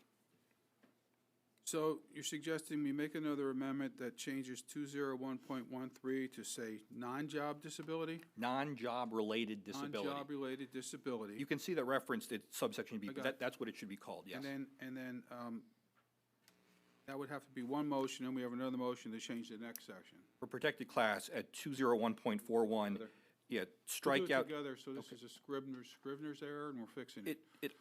It comports with what the state statute allows. Okay, So the it's, second part that we're amending is, Can I ask, would you want to also change it in section A for where it says handicap or disability? Do you want to just change that to also say non-job related disability? well, I think the way this has flowed is that it says the term handicap or disability can be referred to as disability. So later on, it just says the term non-job related disability, which I think if we think backwards would encompass both the disability and the handicap. So I'm fine with that. It's just the title that should change. And then on 201.41, strike out physical or mental and just have it say non-job related disability. And just so everyone knows, that will still encompass physical and mental impairments because we have those included in the earlier section. And we won't miss. Correct. Yeah, we won't. So I'll make that amendment. Anybody second? Second. Second? Almost second? So in Lehigh counties, it's a little more detailed, I guess is the correct term. And this is in their section C, which states, the term non-job related disability means any disability which does not substantially interfere with the ability to perform the essential functions.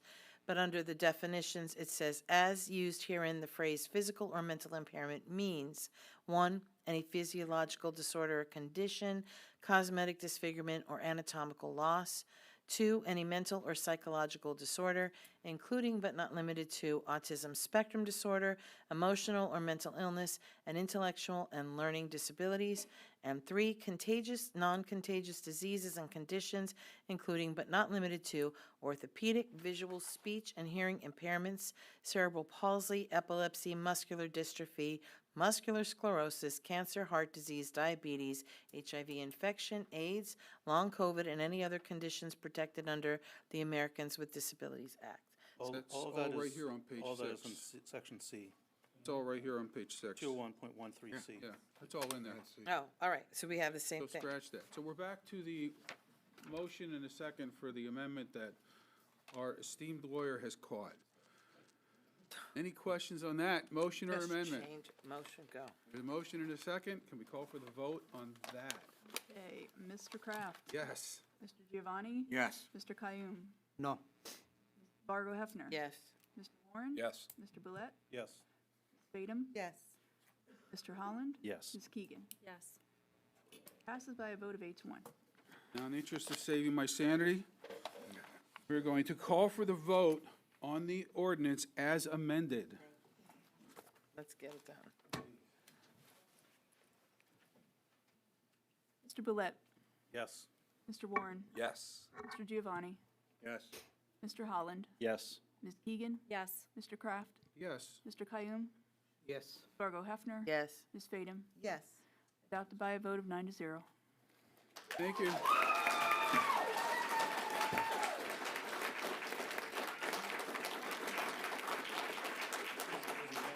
All righty, people. I'd like to thank everybody who came out tonight for this. We really appreciate your support. Is there any other old business to discuss tonight? Seeing none, we'll get into new business.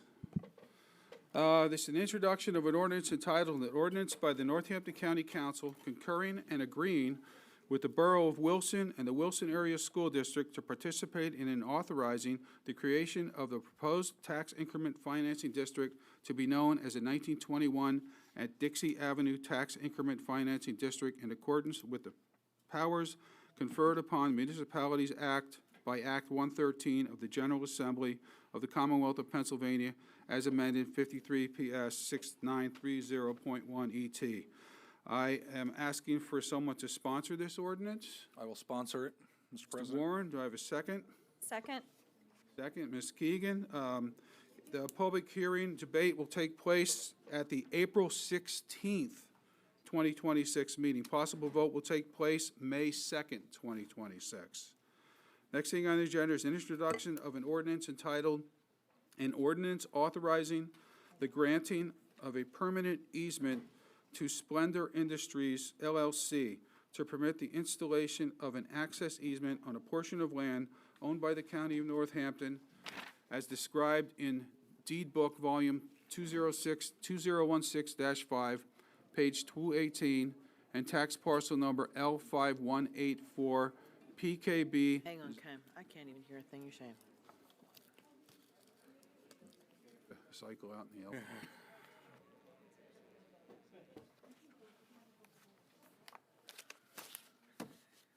Can we close those doors so we can hear, please? Some of us do have these disabilities that you're talking about.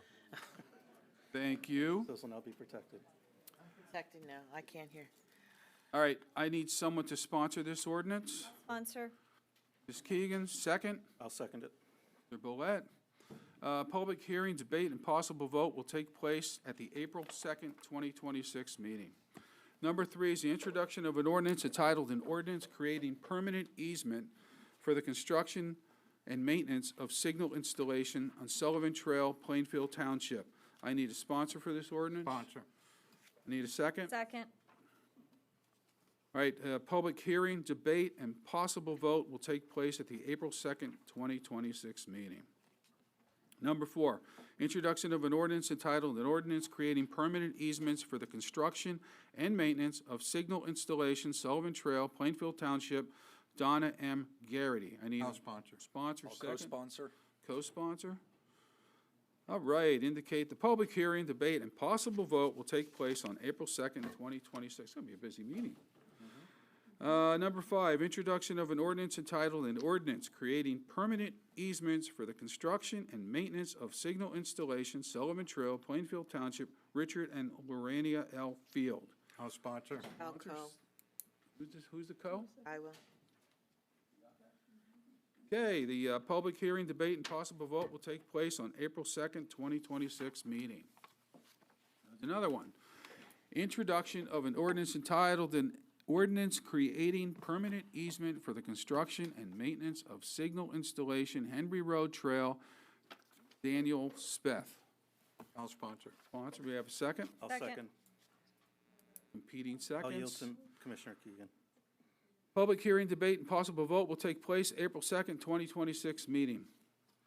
Next one is the introduction of an ordinance entitled an ordinance of the County Council of Northampton County authorizing the amendment of the existing Garrity Trail easement with Donna M. Garrity recorded on May 21, 2021 to modify the existing easement area from 18,873 square feet to 17,902 square feet, more or less as determined by survey of real property by the County of Northampton in Plainfield Township, Pennsylvania. The trail easement agreement amendment modifies the easement area with no change to the terms, conditions, rights, and responsibilities in the trail easement agreement. The Garrity Trail easement is part of the Two Rivers Area Trail, Gap 9A. I need a sponsor for this ordinance. Sponsor. Second. I got a sponsor and a second. Public hearing, debate, possible vote will take place on April 2nd, 2026.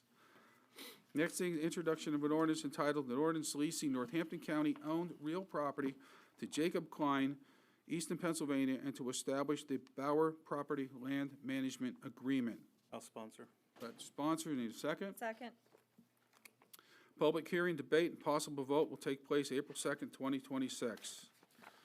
Number 9, consideration of the executive's appointment, reappointments resolution, Area Agency on Aging Advisory Council, Jail Advisory Board, Mental Health, Early Intervention, and Developmental Program Advisory Board, Parks, Recreation, and Open Space Advisory Board, Revenue Appeals Board, Workforce Board, Lehigh Valley. Mr. Giovanni, would you like to introduce this short list of? Yes, I will. Okay, Area of the Aging Advisory Council appointment. Victoria Cry, term to expire 3/20/28. Kim Mail, term to expire 3/20/28. Sandy Volcano, term to expire March 20th, 28.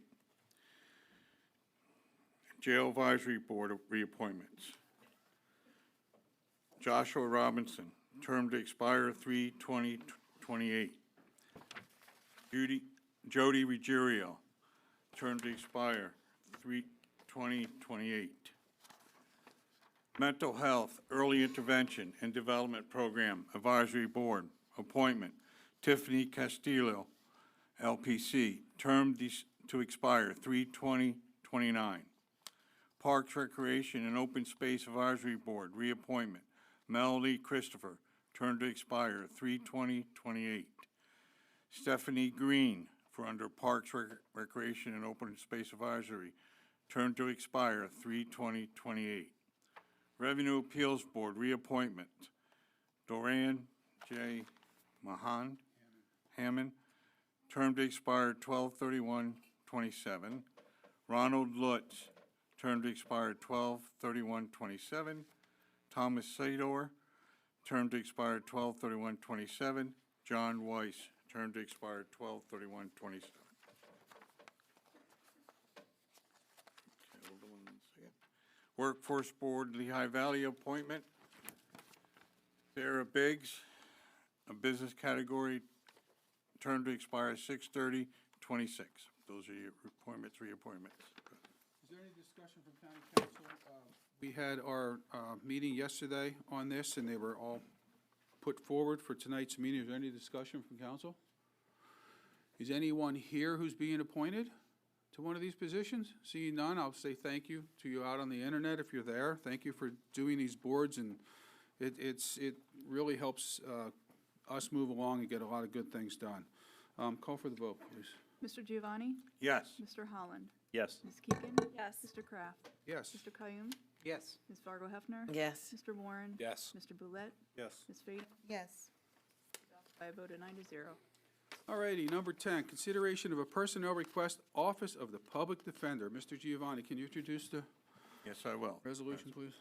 It is hereby resolved by the Northampton County Council that the position of one part-time First Assistant Public Defender, pay grade RS/GR9/1-A, total salary and benefits of $115,839, with a salary of $79,551 in the Office of the Public Defender shall be eliminated, and the position of one full-time First Assistant Public Defender, pay grade CE-GRV-1-A, total salary and benefits of $137,861, salary with $99,991, shall be created effective March 20th, 2026.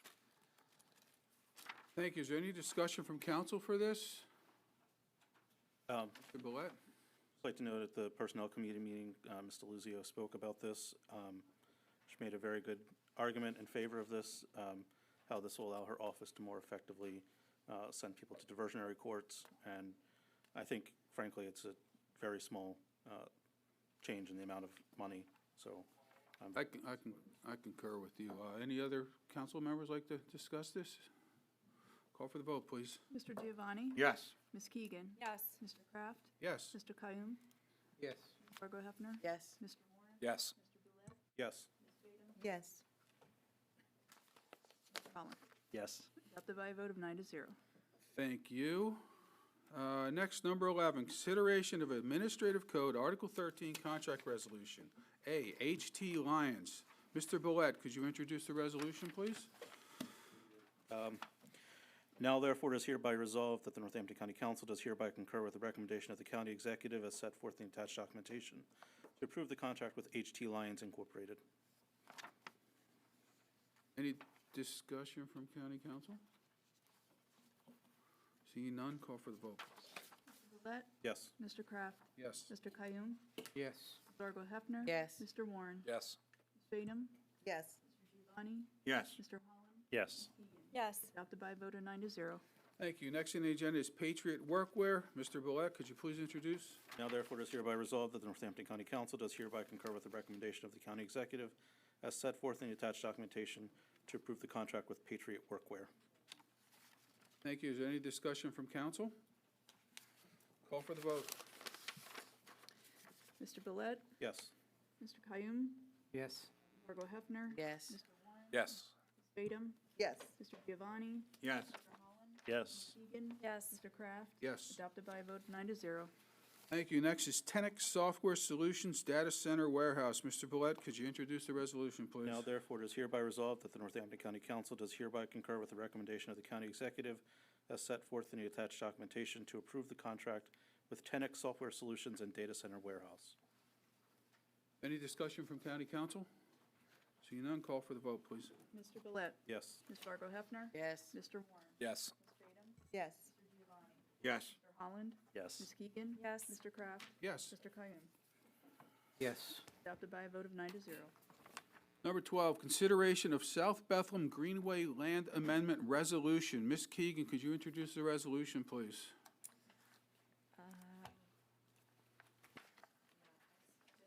Can I, Now therefore. Therefore, be it resolved. okay. It's in the pile of that huge pile. Page Page 5. five. Okay, I'm getting a page 5.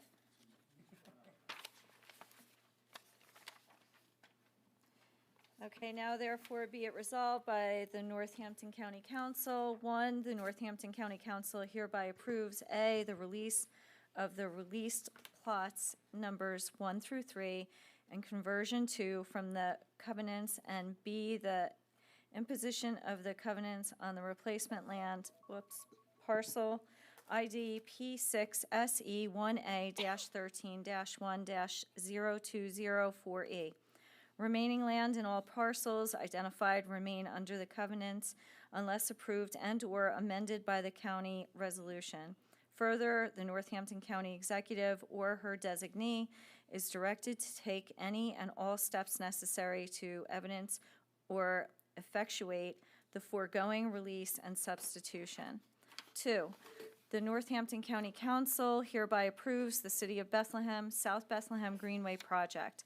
Further, and the Northampton County Executive, through the Office of the Program Administrator of the Northampton County 21st Century Open Space Initiative, or designee, is directed to take any and all steps necessary to administer and complete Northampton County's obligations in this project. 3, the Northampton County Council further directs the Northampton County Executive to appropriate $1,098,734 as a Northampton County contribution to the City of Bethlehem, South Bethlehem Greenway project. It shall be understood that in the accordance with the recommendations of the Northampton County Open Space Advisory Board, the following conditions must be met prior to the release of county funds to the City of Bethlehem. 1, finalized Phase 1 environmental assessment. 2, completed survey for all parcels. 3, executed agreement of sale for all parcels approved by the City Council. 4, completed title work on all parcels. 5, appraisals and/or verifications of appraisals on all parcels. 6, map showing all parcels and acreages. 7, funding sheet showing source amounts and the anticipated receipt date. Thank you, Ms. Keegan. Is there any discussion from county council? I believe we had this in a meeting prior to this one. Yes. The vote, please. Ms. Keegan? Yes. Mr. Warren? Yes. Mr. Bullet? Yes. Ms. Fadum? Yes. Mr. Giovanni? Yes. Mr. Holland? Yes. Mr. Kraft? Yes. Mr. Klein? Yes. Fargo Hefner? Yes. Adopted by a vote of 9-0. Okay, lucky number 13, consideration of a 2026 County Council Contingency Account Transfer Resolution Sober Plats at Music Fest 2026. Ms. Vargo Hefner, could you introduce the resolution, please? Now therefore be it resolved by the Northampton County Council that the sum of $15,000 shall be transferred from the 2026 contingency account number 0550000-76050 to Arts Quest for the continuation and expansion of Sober Plots at Music Fest 2026. Thank you. Is there any discussion from county council on this? How much did we give them last year? 10. 10, And okay. again, I apologize for not being able to be here to discuss it yesterday, but they were very successful. They had a lovely space last year, and the expansion plan is to try to get something on North Side so that they'd have an expanded presence. They were also looking to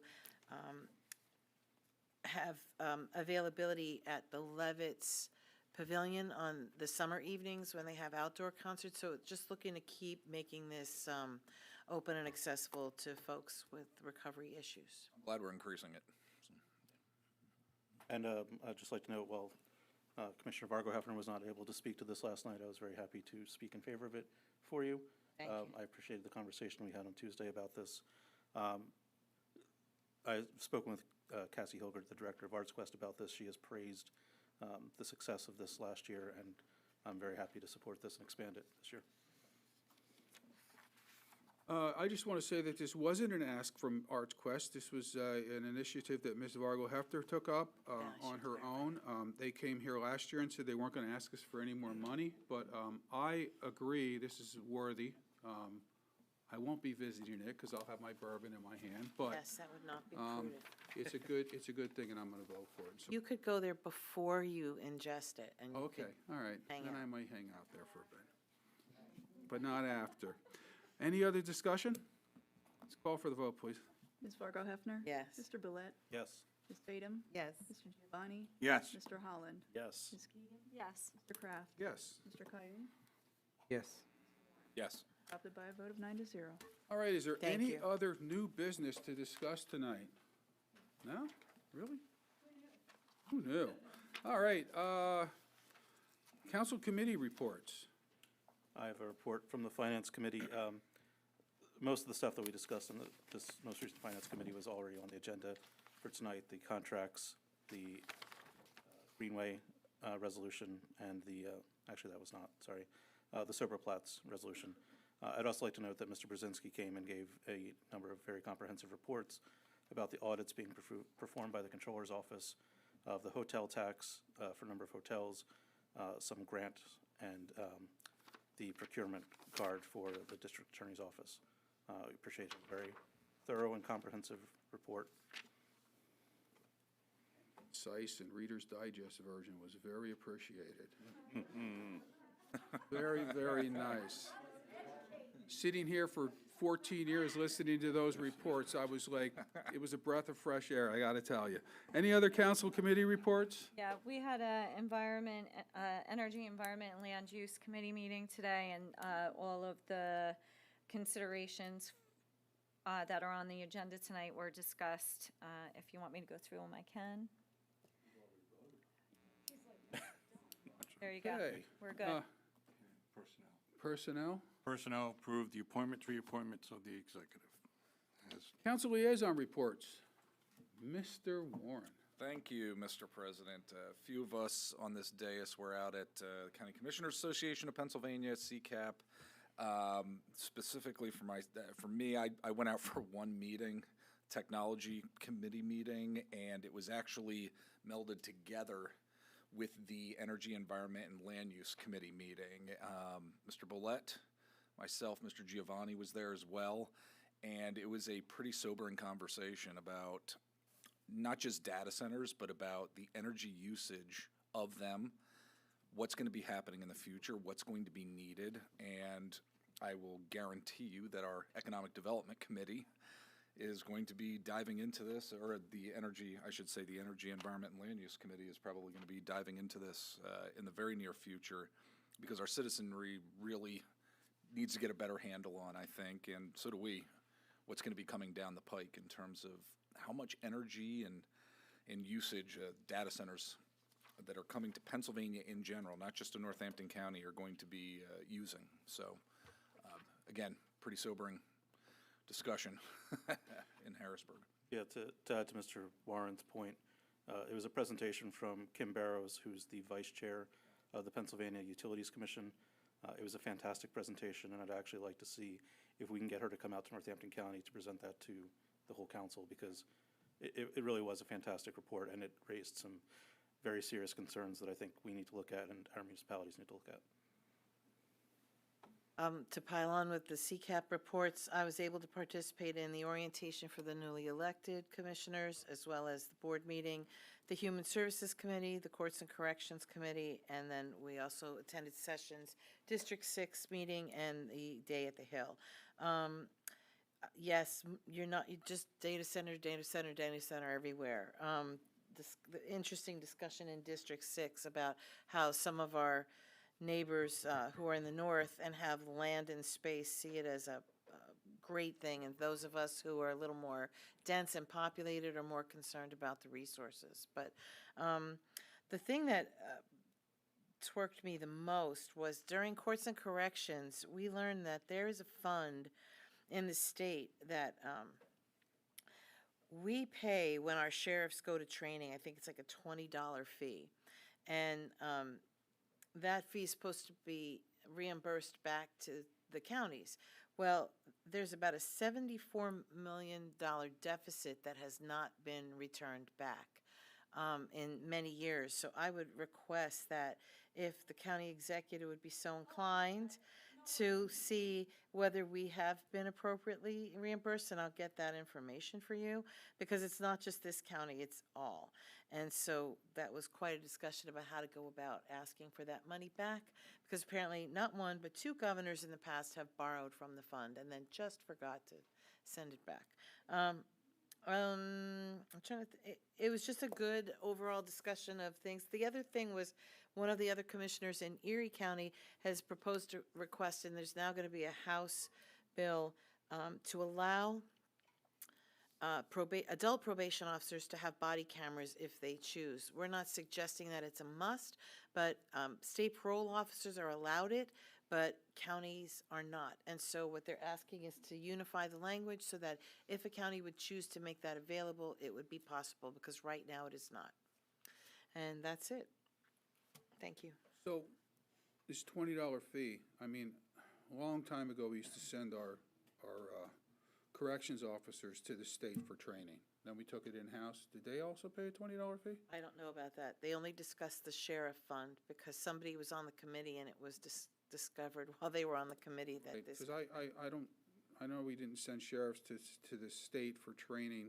We sent it down here to the Allentown Police, so. There was a lot of discussion about may not have sheriffs a lot of- training, their roles, which we don't have that issue here because obviously our sheriff is appointed and under our Right, jurisdiction, but in a lot of other counties, they're they're elected, they have their own fief. and doing their own training but there's a lot of interesting things that if you train a sheriff and they come in with certain credentials and you spend the money to train them and then they leave, you're not reimbursed for any of that. They just take their training with them. So again, it was discussed on how we can work to modify that. Give them the training for free to become an officer of the law. They're gonna leave and get a job with a local police station. But no one thought to do anything like we do at Grace or even at my company, where if you get that training, you're kind of asked to stay for 2 years or to pay it back, so. Yeah, we tried that in the union for apprentice training, and the lawyers, which we have one over here, found out that that was not allowed, and they didn't have to pay it back. So, it just depends what judge you get. Are there any other liaison reports? One other thing from CCAP. I hesitate to raise this issue, but it was another hot topic of conversation, the issue of reassessments. A number of commissioners from other counties pointed out that there has been a nonprofit organization that is going around filing lawsuits in different counties to force reassessments, and counties that have not had a reassessment in recent decades, it's basically an automatic loss in courts. So just be aware that. So you're saying that out loud so they come here and sue us? Actually, No, you actually, just did. clarify that, they're going after the large counties. Yes. 3s and 4s. Okay, council clerk report. I actually have one. We are going to have an off-week committee meeting. The Governance Committee will be meeting on April 7th at 4:30. So that's April 7th, 4:30 p.m. Governance Committee to discuss some of the outstanding ordinances that we're working on. And also, if you wouldn't mind, please keep tonight's packet so that we don't have to reprint all of these ordinances. There you go. Yeah, we'd like to save paper because we haven't gone digital yet, though I asked for that 12 years ago, too. Do you have a That's a report, sir? Tuesday. I think you've heard enough from me tonight. I'll have to have words with you about those troublesome lawyers afterwards, so. Okay, thank That's you. enough for me. And the last thing on the agenda, the best one, motion to adjourn. I'll make the motion. Second. All in favor? Aye. All righty.